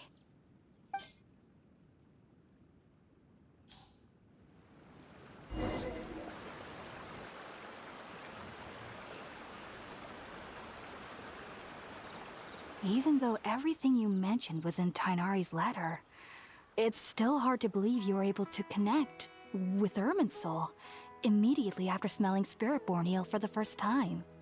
It took me nearly 3 years before I could do so. And everyone at the Academia even lauded me as a genius. You should know that some researchers spent their entire lives without ever successfully connecting with Irminsul as you have. So why does this incense allow people to connect to Irminsul? The ingredients used to make Spiritborn Ale primarily consist of plants created by Greater Lord Rukkhadevata. These special ingredients are conducive to heightening our senses to the Dendro Archon's power. Since the root of the Dendro Archon's power lies within Irminsul, we can occasionally tap into her powers to peer into the depths of the earth. Naturally, anyone who can establish a connection with Irminsul in their first ever attempt must be a person of great understanding. Makes sense. But Paimon's got a question. Why was he sensitive to the smell of those plants for such a long time? That was primarily due to his body's unique constitution. Stimulated by the incense, he could perceive the Dendro Archon's power and experience the sensory overload, hence the adverse reactions. Taking in any scent similar to the ingredients of Spiritborn Ale would cause adverse effects. Not to worry though, it appears you've already fully recovered. Technically, your body should still be sensitive to the powers of the Dendro Archon, but unless you're using intentional meditation techniques, the scent of Spiritborn Ale should no longer trigger such reactions. Whew. Well, that's a relief. I must admit, I am quite envious of your abilities. Even if it meant suffering from pounding headaches for the rest of my life, I'd consider it worthwhile so long as I could connect with Irminsul at will. Whoa, you're really serious about this whole thing, aren't you? I am a researcher after all. As a member of the Ritawe Darshan at the Academia, my main area of research is the stars and their connection to the fate of living beings. But there is still so much we don't know, especially regarding the mysteries that lie in the starry skies. Which is why I must turn to the all-knowing Irminsul for answers. If only my perception wasn't so limited. Unfortunately, I cannot guarantee that my every attempt to attune with Irminsul will be successful, or that doing so will leave my consciousness intact. I am currently in the stage of training known as Satyavada life. Many researchers in Sumeru have lost their minds while seeking to attune with Irminsul during this stage. Sages have said that Irminsul contains divine knowledge, and touching such knowledge without the proper preparations and abilities will only lead to one's mind caving in on itself. That's why we meditate alone. We need to ensure that our minds will be calm while minimizing the possibility of involving anyone else. Whoa, so knowledge from Irminsul can be super dangerous. Aren't you afraid of the risks, Hypatia? Of course I do. Especially during nights that are pitch black with no moonlight, and dead silent without even the sound of insects. However, I've been feeling better as of late. I don't get as scared anymore knowing that I have a little neighbor living nearby. I believe that being able to see them is a sort of blessing from the Dendro Archon. But what's strangest of all is that they're clearly an envoy of the God of Wisdom herself. And they have the curious power to make people dream. What's so strange about that? It doesn't sound so out of place for a divine being, does it? Well, it's strange because nearly nobody in Sumeru can ever dream. Oh, is that true? Yes, well, to an extent. Only children can dream in Sumeru. Adults, however, never do. The sages say that wisdom implies rationality, but that which occurs in dreams is often neither rational nor logical. Yes, if one struggles with anxieties, those emotions could influence their dreams. The fact that the people of Sumeru do not have dreams is seen as a blessing by the sages. They believe that Greater Lord Rukkhadevata, the god of wisdom, is keeping us away from the foolish delusions you encounter in your sleep. I was born into a family of scholars in Sumeru City. Ever since I was a child, my parents would always tell me that I'll know I've grown up once I stop dreaming. I studied hard, enrolled as a student in the academia, and went on to become a researcher. Sure enough, I never dreamed again. But then, on the day I scared the little Aranara, I suddenly saw a dream again. It was incredible. Though I don't exactly remember what I saw, I clearly recall the feeling. I suddenly felt like I was a child again. Back then, I was foolish and ignorant as any youth would be, but I was free of fear. Maybe dreaming isn't as bad as we've made it out to be. Just be sure not to speak of this if you travel to Sumeru City. They'll look at you as if you've lost your mind. So, do you have any thoughts about the things he saw when he connected with Irminsul? Sorry. I'm afraid I don't have any answers as of now. All I can say is that what you saw is a memory contained within Irminsul itself. World forget me. What could that possibly mean? If only I could ascend past Satyavada life and begin Paripurna life, I might have some more answers for you. If you two are ever in the area again, please be sure to come and see me. There's no need to be thanking me. You two are my saviors. Besides, I'm already looking forward to tasting some more of your cooking.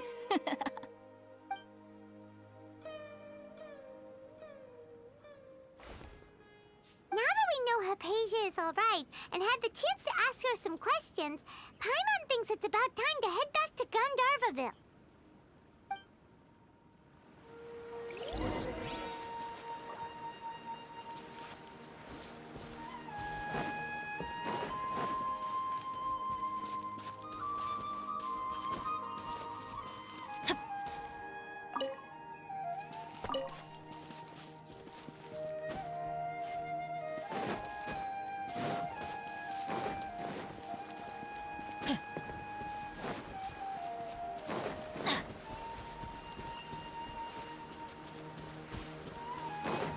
Off we go!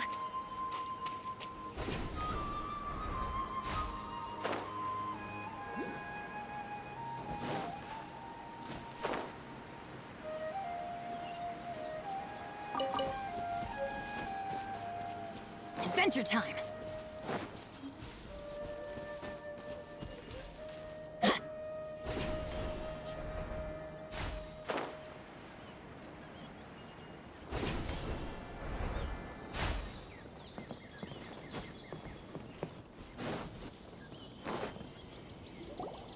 Think about it, Tainari. Refusing to join is tantamount to burying your head in the sand. I understand that you're a forest watcher, and that it's your duty to combat the effects of withering zones. But isn't it evident that such work is not a lasting solution to the problem? As Sage Kage clearly stated, your presence and guidance in Sumeru City is pivotal in finding a cure for Irminsul. How could you possibly refuse? Keep your emotions in check, Gulam. Let's at least listen to Tainari's reason for declining. We're here to invite him to the Academia, not to cause a scene.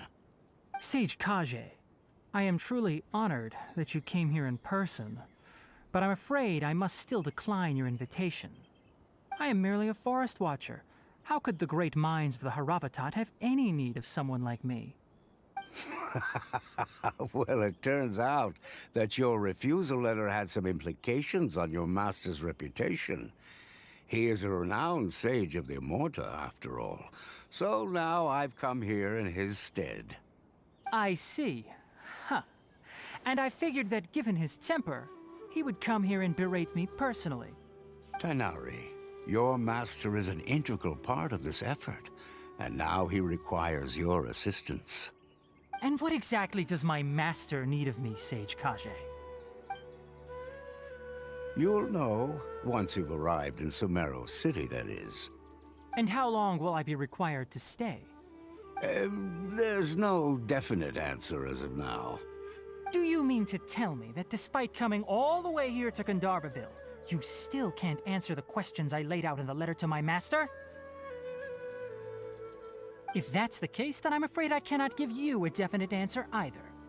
Tainari, but you... So be it. Come, Gulam, we're leaving.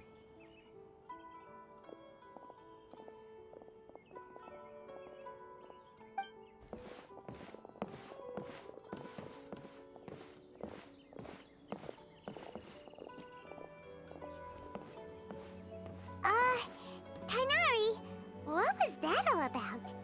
It's nothing.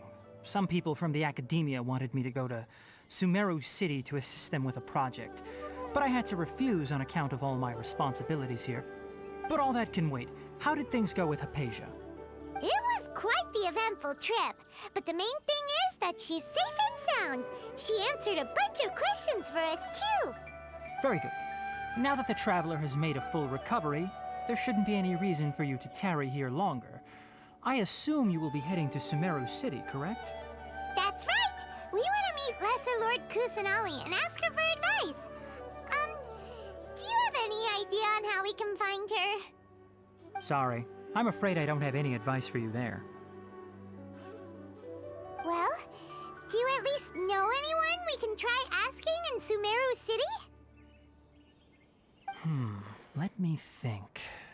My trips to Sumeru City have been fairly short, and most of my acquaintances are researchers. How about this? I'll write you a letter of introduction that you can give to a researcher I know.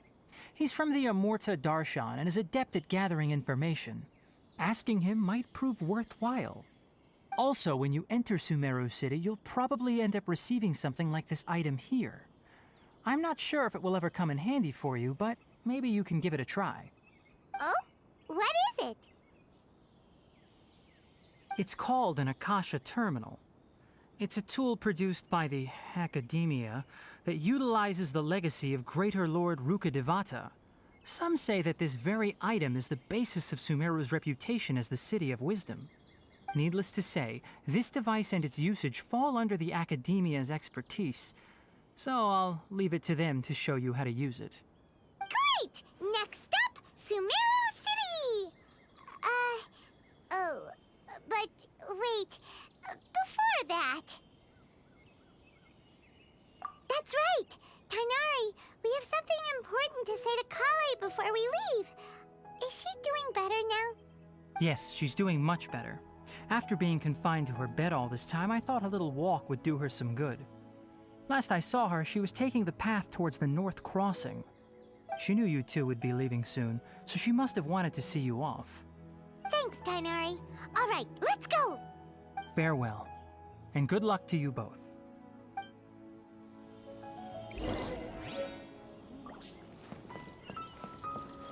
we go!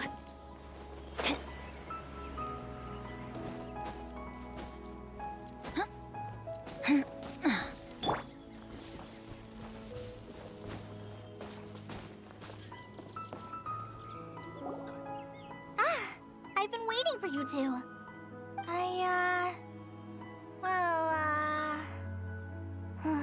Never mind. I guess I should just wish you two a safe and successful journey. Thanks for waiting here just to see us off, Kale. We're headed to Sumeru City. Don't worry about me. I can take care of myself. My condition won't be getting in the way of my duties. I want to be a forest ranger after all. It's up to me and the others to protect the rainforest here. And, I'm sorry. I should have told you both about my condition when we first met. I just wanted you two to treat me as a normal friend, not some girl that needs your sympathy. But I guess now I understand that the most important thing is for friends to be genuine with one another. There's no need to apologize, Kale. We should be thanking you for trusting us enough to be your friends and sharing your past with us. We're probably still gonna worry about your condition, but that's because we're friends and we care about you. Thank you. That means a lot. Before you leave, I have something for you. Oh? What is it? It's my recipe for pita pockets.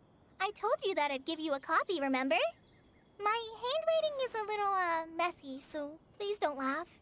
Yay! Thanks, Kale. Now we can eat those scrumptious little pitas whenever and wherever we like. I hope that whenever you eat them, you'll both remember your time here in Gandharvaville. Well then, I, trainee Forest Ranger Kale, bid you both farewell. Please visit Gandharvaville again. The Rangers will always be ready to assist you here.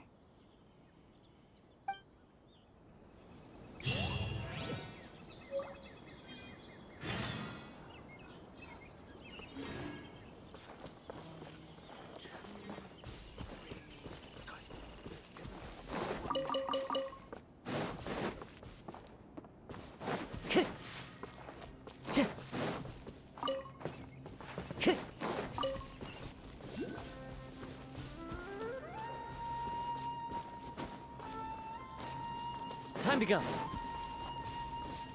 Time to go.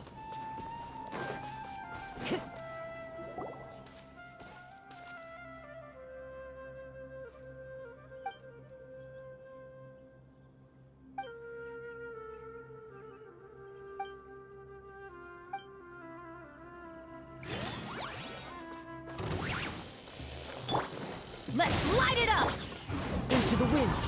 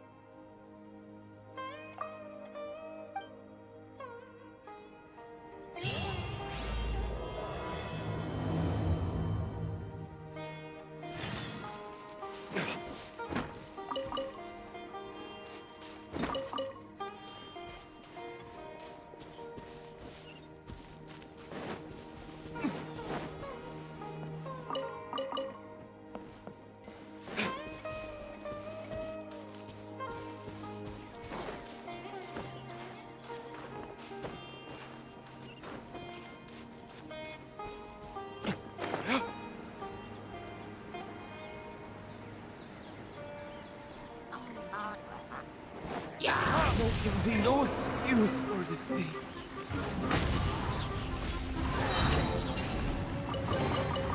Brings a smile to my face.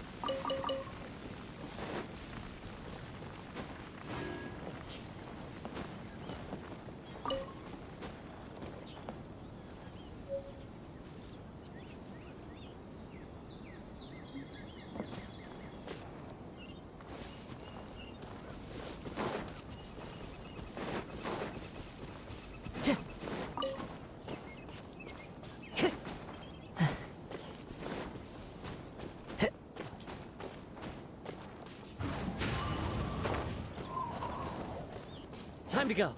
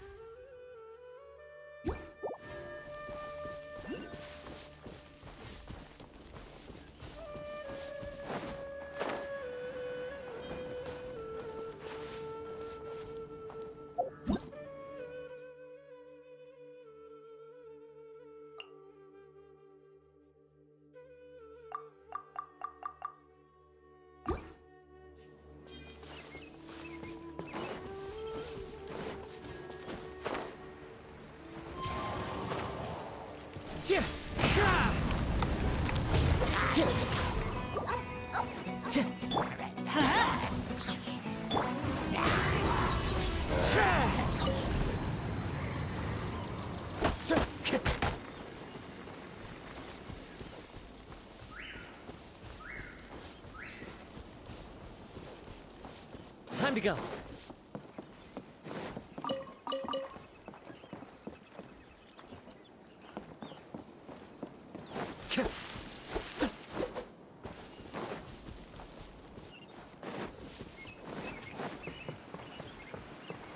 Time to go.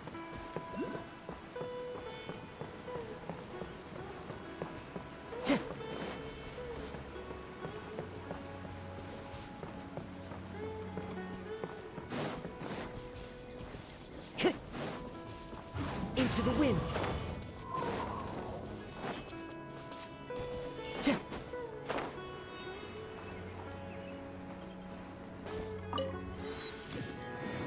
Time to go.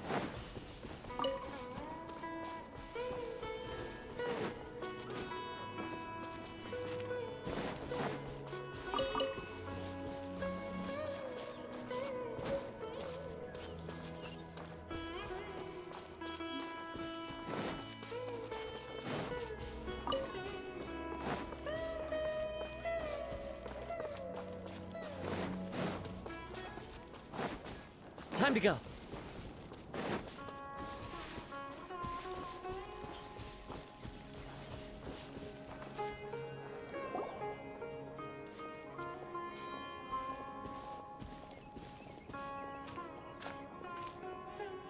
Sumeru City! We finally made it! Oh, did you see that? When those people entered the city, something on their heads lit up. One moment, please, you two. It appears this is your first time visiting Sumeru City. Oh, yeah, that's right. But how did you know that?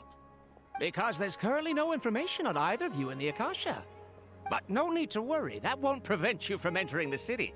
In fact, the Academia conveniently provides each traveler to Sumeru City with a device. Perhaps you two have heard of the Akasha before. It's our beloved Greater Lord Rukkhadevata's lasting legacy, a treasure trove of collected knowledge.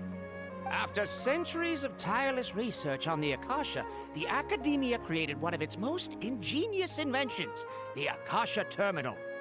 As long as you are within Sumeru's borders, you may use an Akasha Terminal to connect directly to the Akasha and access any knowledge you need. I should mention that due to technical limitations, the operation of Akasha terminals will be much smoother and more effective in large cities such as Sumeru City and Port Ormos. Oh, so this is the thing that Tainari was telling us about. It sounds pretty amazing. You two are quite fortunate. Until recently, it was standard practice to only issue Akasha terminals to outlanders who spent an extended amount of time in Sumeru. However, this policy was recently changed, and now all travelers are issued one upon arrival. Here are your Akasha terminals. Please handle them with care.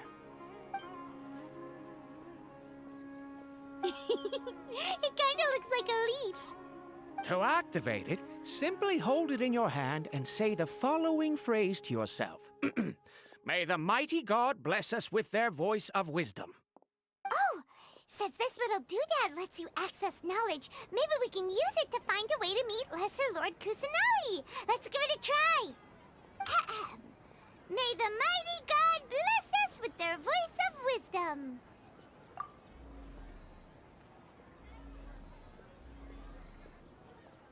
Whoa! Just now, something clicked, and Paimon suddenly knew how to use this thing. It seems all we need to do is concentrate on what we want to know, and bam! You get it. Oh, that'll come in real handy. Exactly. That is the power of the Akasha. And with that, let me officially welcome you both to Sumeru City. May the wisdom of the Dendro Archon always be your guide. Okay, now that we're in, we can check the Akasha about Lesser Lord Kusanali. Let Paimon try.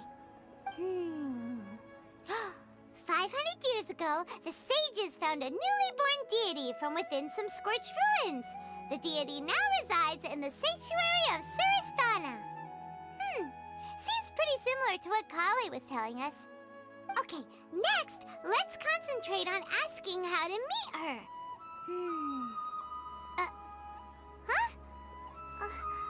Paimon doesn't sense anything. The Akasha didn't respond to Paimon's question. Oh, come on! Ugh. Focusing on this question feels like when you have something you're trying to remember and it's on the tip of your tongue, but you just can't think of it. Ugh. Paimon's brain is exhausted. Oh, smart idea. But what are you going to ask it?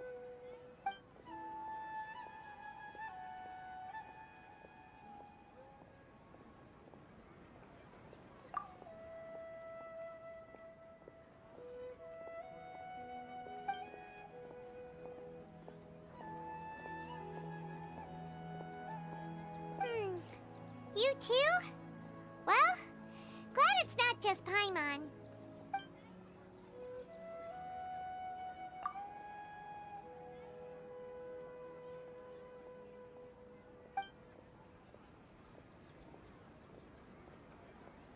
Huh. Could it be because we're Outlanders and we've only just arrived in Sumeru? You know, maybe we're not qualified to receive an answer to this sort of question or something.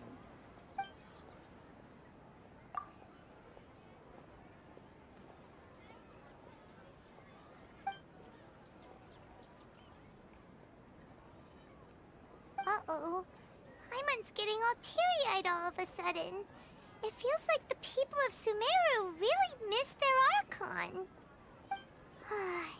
Well, seems no matter which way we try, we can't find anything that'll lead us to Lesser Lord Kusanali.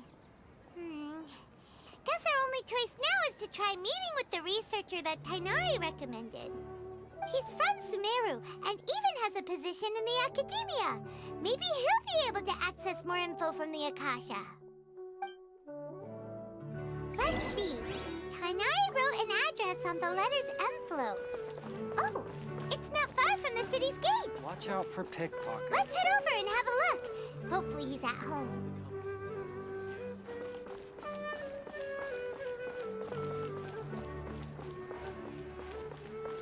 This. Don't forget that.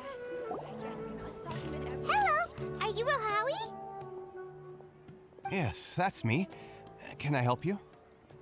Great! You see, Tainari sent us here and...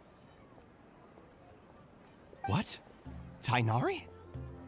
Please, there's no need to say anything, really. Sure, I admit that the article I published last month wasn't my best work, and maybe the data didn't produce the most convincing results, but... Here! This is a letter from Tainari! Oh, let me see... Oh! Ooh, what a relief. You two nearly scared the life out of me. So you two just have some questions for me? Seems even Tainari acknowledges my innate ability for procuring information. So, what is it you two would like to know? We want to meet with Lesser Lord Kusanali. Do you know a way we can do that? You mean you want to meet the Dendro Archon herself? This isn't exactly my area of expertise, but let me see what I can find in the Akasha.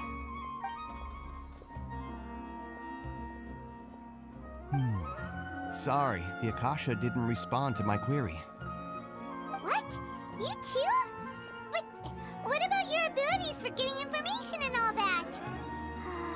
Paimon was sure you'd be able to access more info than we did.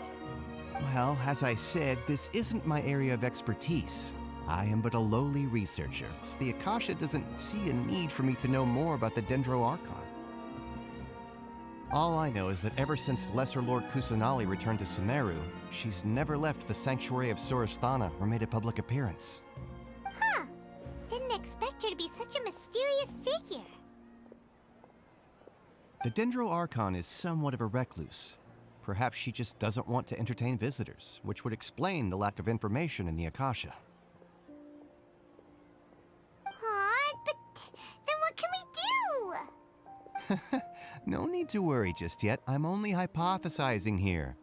You could certainly try asking around and see if anyone else has ideas. And besides, you two should consider the bright side of things. Not being able to see Lesser Lord Kusanali may not be a bad thing. In this world, there will always be information you cannot obtain from the Akasha and things you can never accomplish. Knowing when to yield is a form of wisdom. Take me, for example. It's a miracle if my brain cells can spit out one paper every 3 years. But Tainari? That guy can publish 3 papers in just a single year. Okay. Thanks for your advice. Don't mention it. If you two ever want information about things like who's been promoted within the academia or relations between the 6 great sages, come find me. Hey, come on! This is a survival skill at the academia. Oh, Paimon's expectations were pretty low, but this is so low it's like digging holes in the dirt. So what do we do now? Even if we want to talk to someone, we don't know anybody here. Huh? Like who? Oh, you're right! Catherine! The Adventurers Guild has its own intel network. Let's hurry and find her.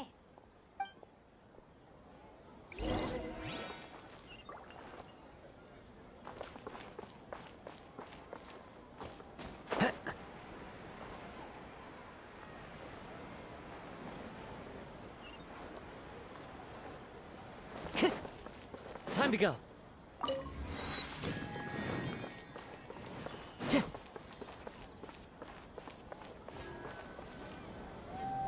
Ad Astra Abyssosk.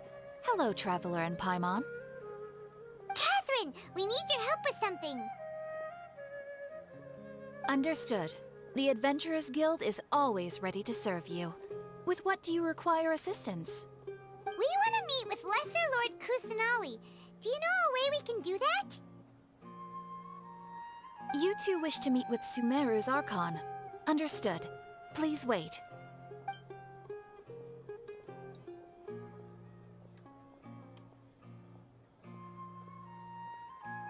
I apologize, but I am unable to call up any relevant information in the Akasha.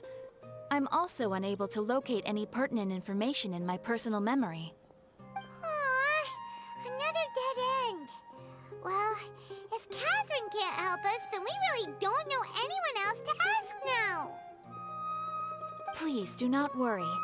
I may know of someone who can help you two. In Sumeru, the Adventurers Guild does not serve as the vanguard of information. Rather, there are numerous active mercenary groups collectively known as the Eremites. They take on various contracts and work all across Sumeru, so they naturally accrue intelligence. An Eremite brigade called the Corps of 30 is in charge of Sumeru City's defenses. Not only are they the oldest brigade, but they are responsible for managing and coordinating the affairs of all other mercenary brigades. Corps of 30? What a weird name. Supposedly, they are named as such because their ranks numbered 30 at their inception. Asfand, an advisor with the Corps of 30, maintains good relations with the Adventurers Guild. Though he's already retired, he and his words carry great weight within mercenary circles. If you'd like to get in contact with him, you can find him at the Corps of 30's headquarters, the Citadel of Rexar. You're welcome. I wish you two the best of luck. We look forward to your exploits in Sumeru. Alright, off to the Citadel of Rexar we go!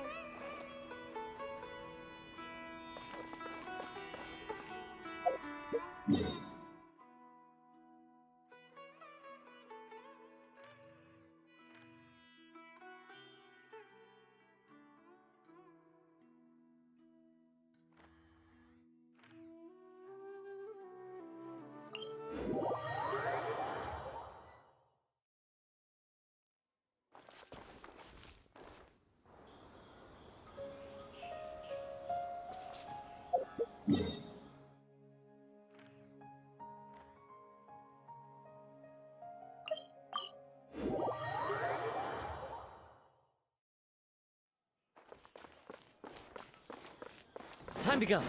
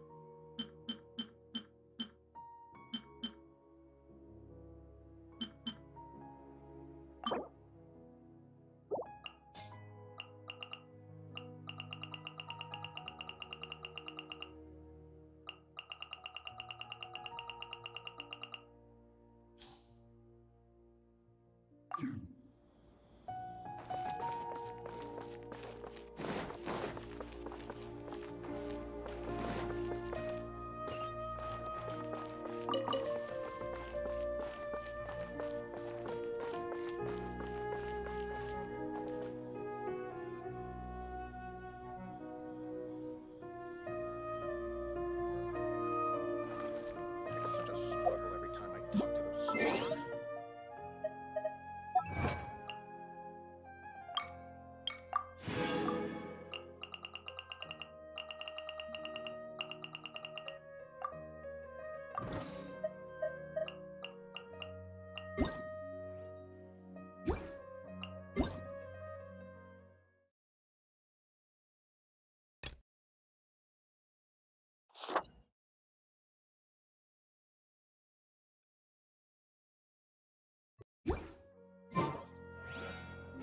Military supplies for the Eremites must be distributed appropriately.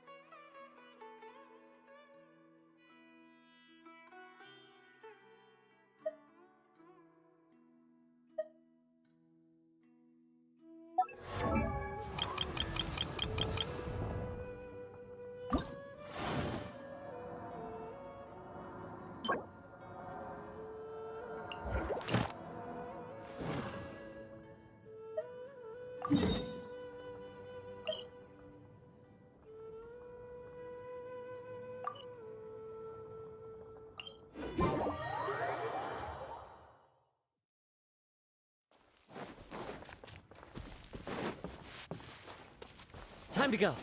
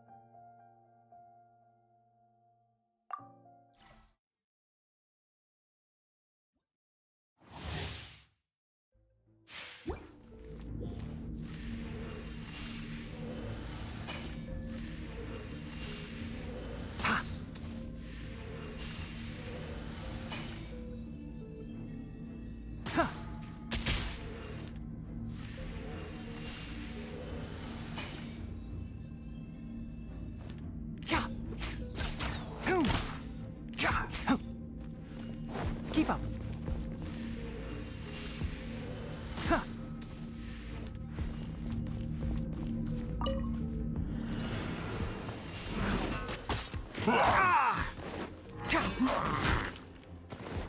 Can't see?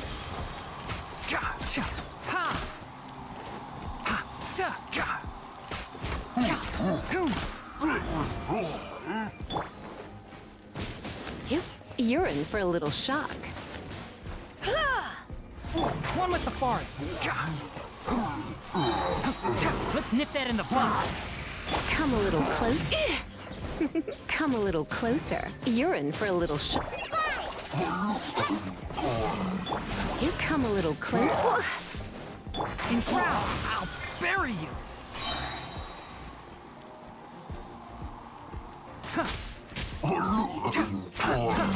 I hear everything! Leave it up to me, as a dutiful maid would. Surrender and I'll be gentle. One with the forest.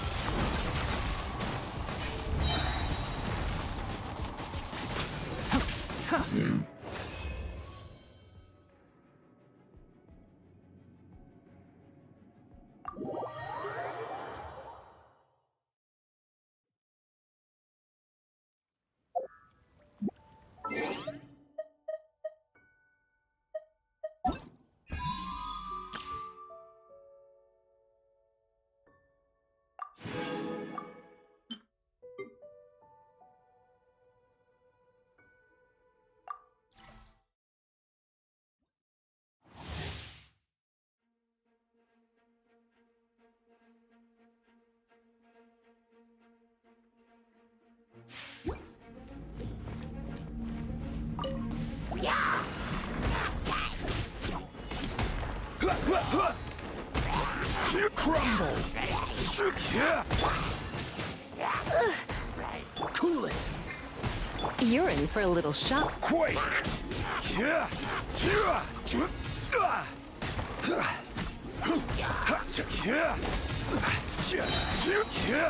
This is order. Rise! You're in for a little shock.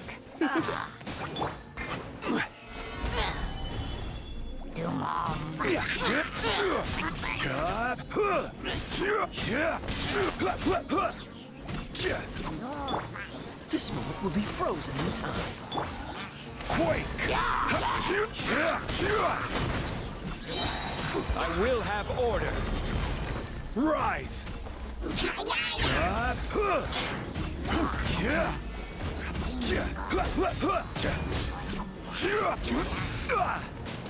Stabilize!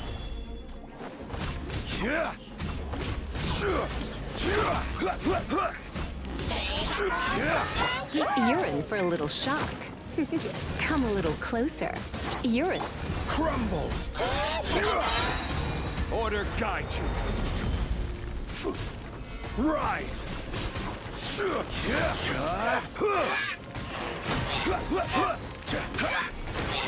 Cool it! Crumble! Rise!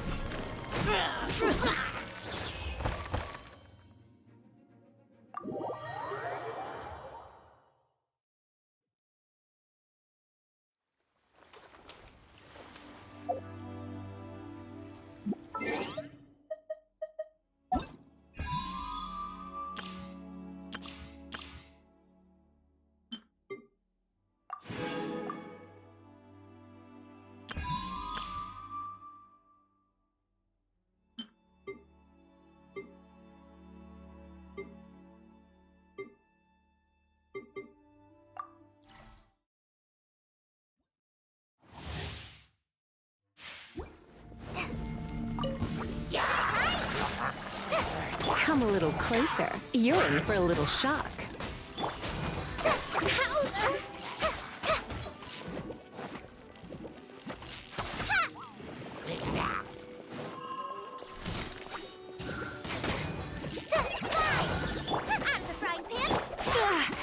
Come a little closer. Let's spark things up a little.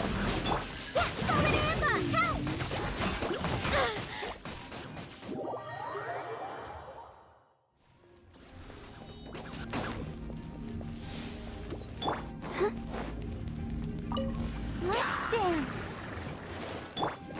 Nice and spicy.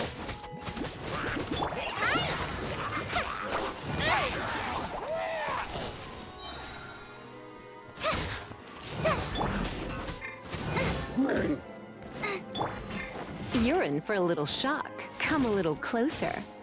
Huh? Come a little closer. Just like we rehearsed.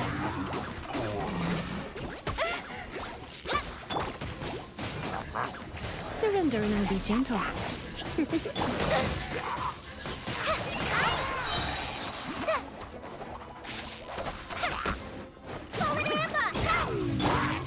Come a little closer.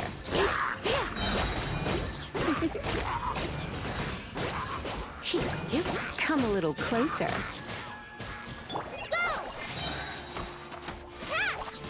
Let's try this on the side.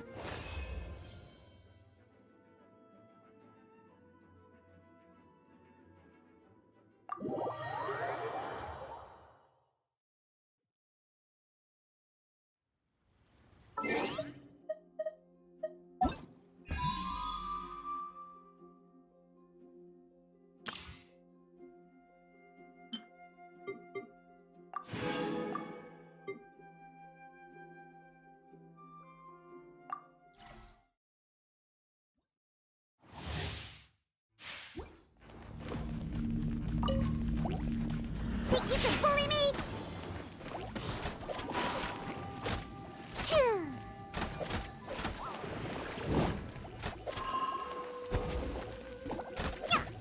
You're in for a little shock. Freeze! Don't get frostbite. Cool it!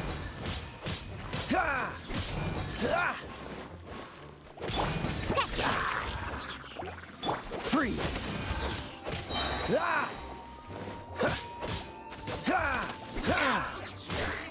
Oh, so sorry. Can't handle your drink. Think you can bully me? Huh, I'm here. Dodge this!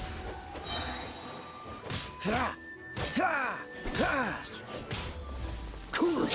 Don't get frostbite.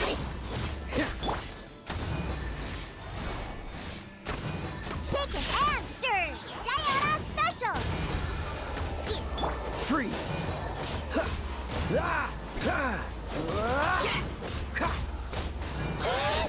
Dodge this! Don't push your luck.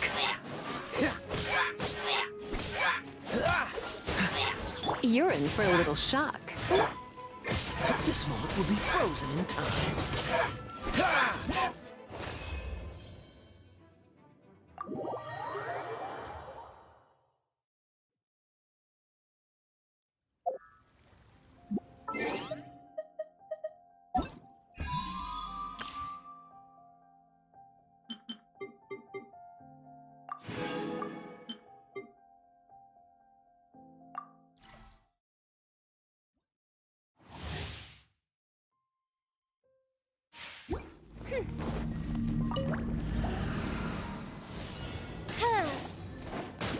Oz, reveal thyself. I summon thee. No rest for the wicked. I summon thee. No rest for the wicked. Shadow Raven, let night fall.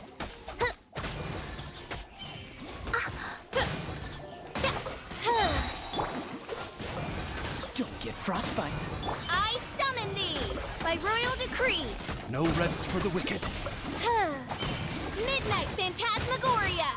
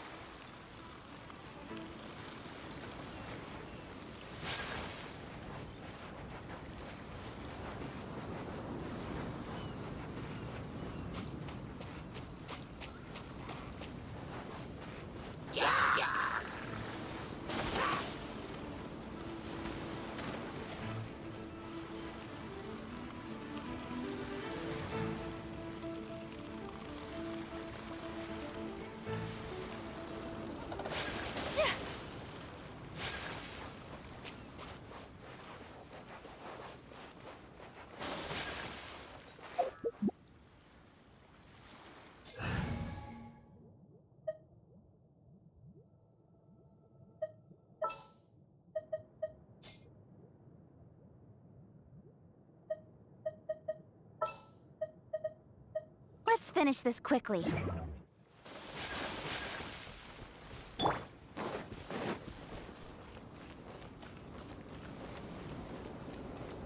Speed of light!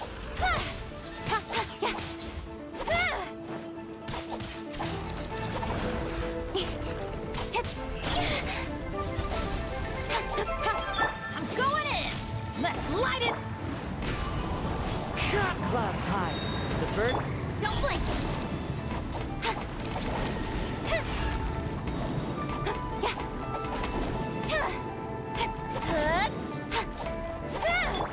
The wind knows me. Whirling snow!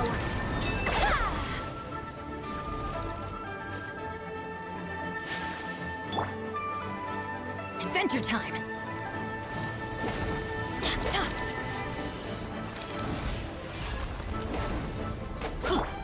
Speed of light! Take flight! Wind strider! Let's light it up! Don't blink!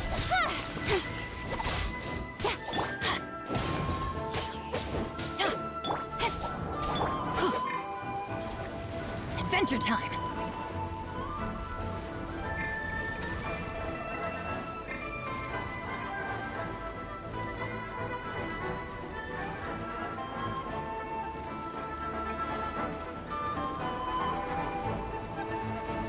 Off we go! Cut to the chase!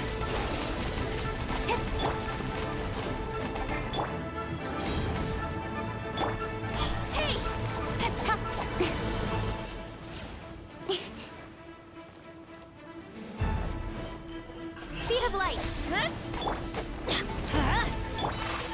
snow! Yeah, incoming!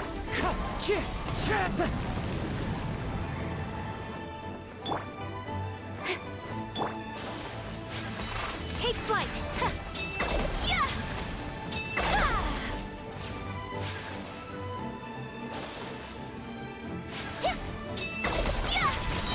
Whirling snow! Kamisato art! Submit! One with nature. Speed of light! Everybody stand! The wind knows me.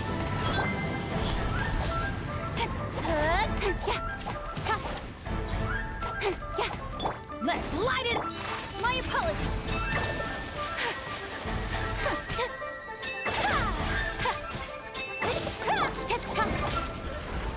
Don't blink! Got lucky that time.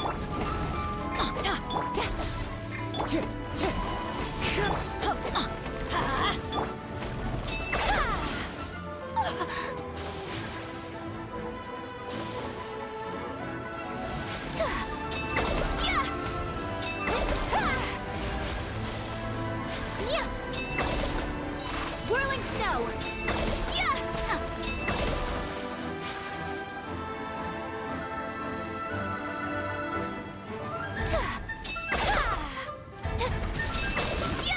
My apologies!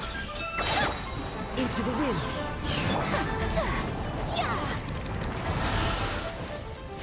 Embrace the ice!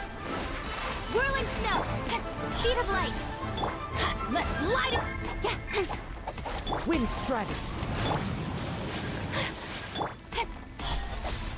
As one with wind and cloud.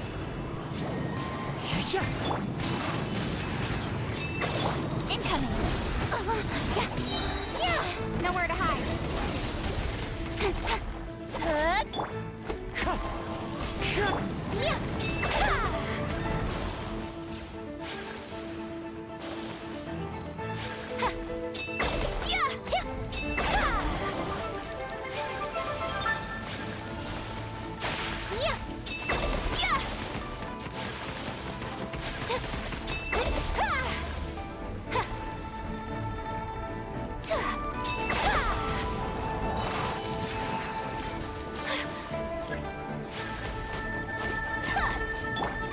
Speed of light!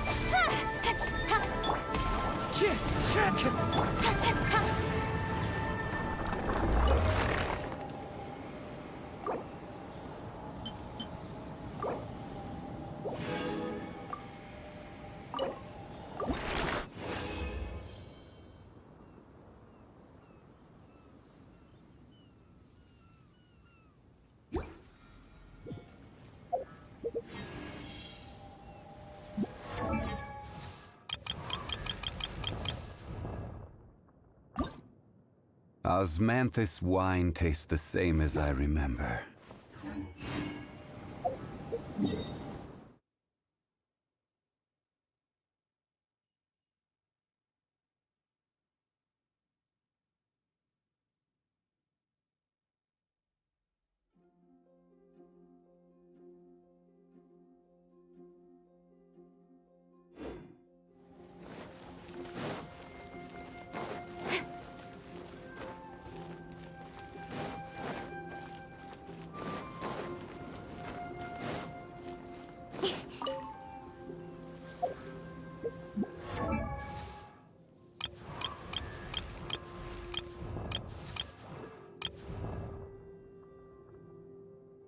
Osmanthus...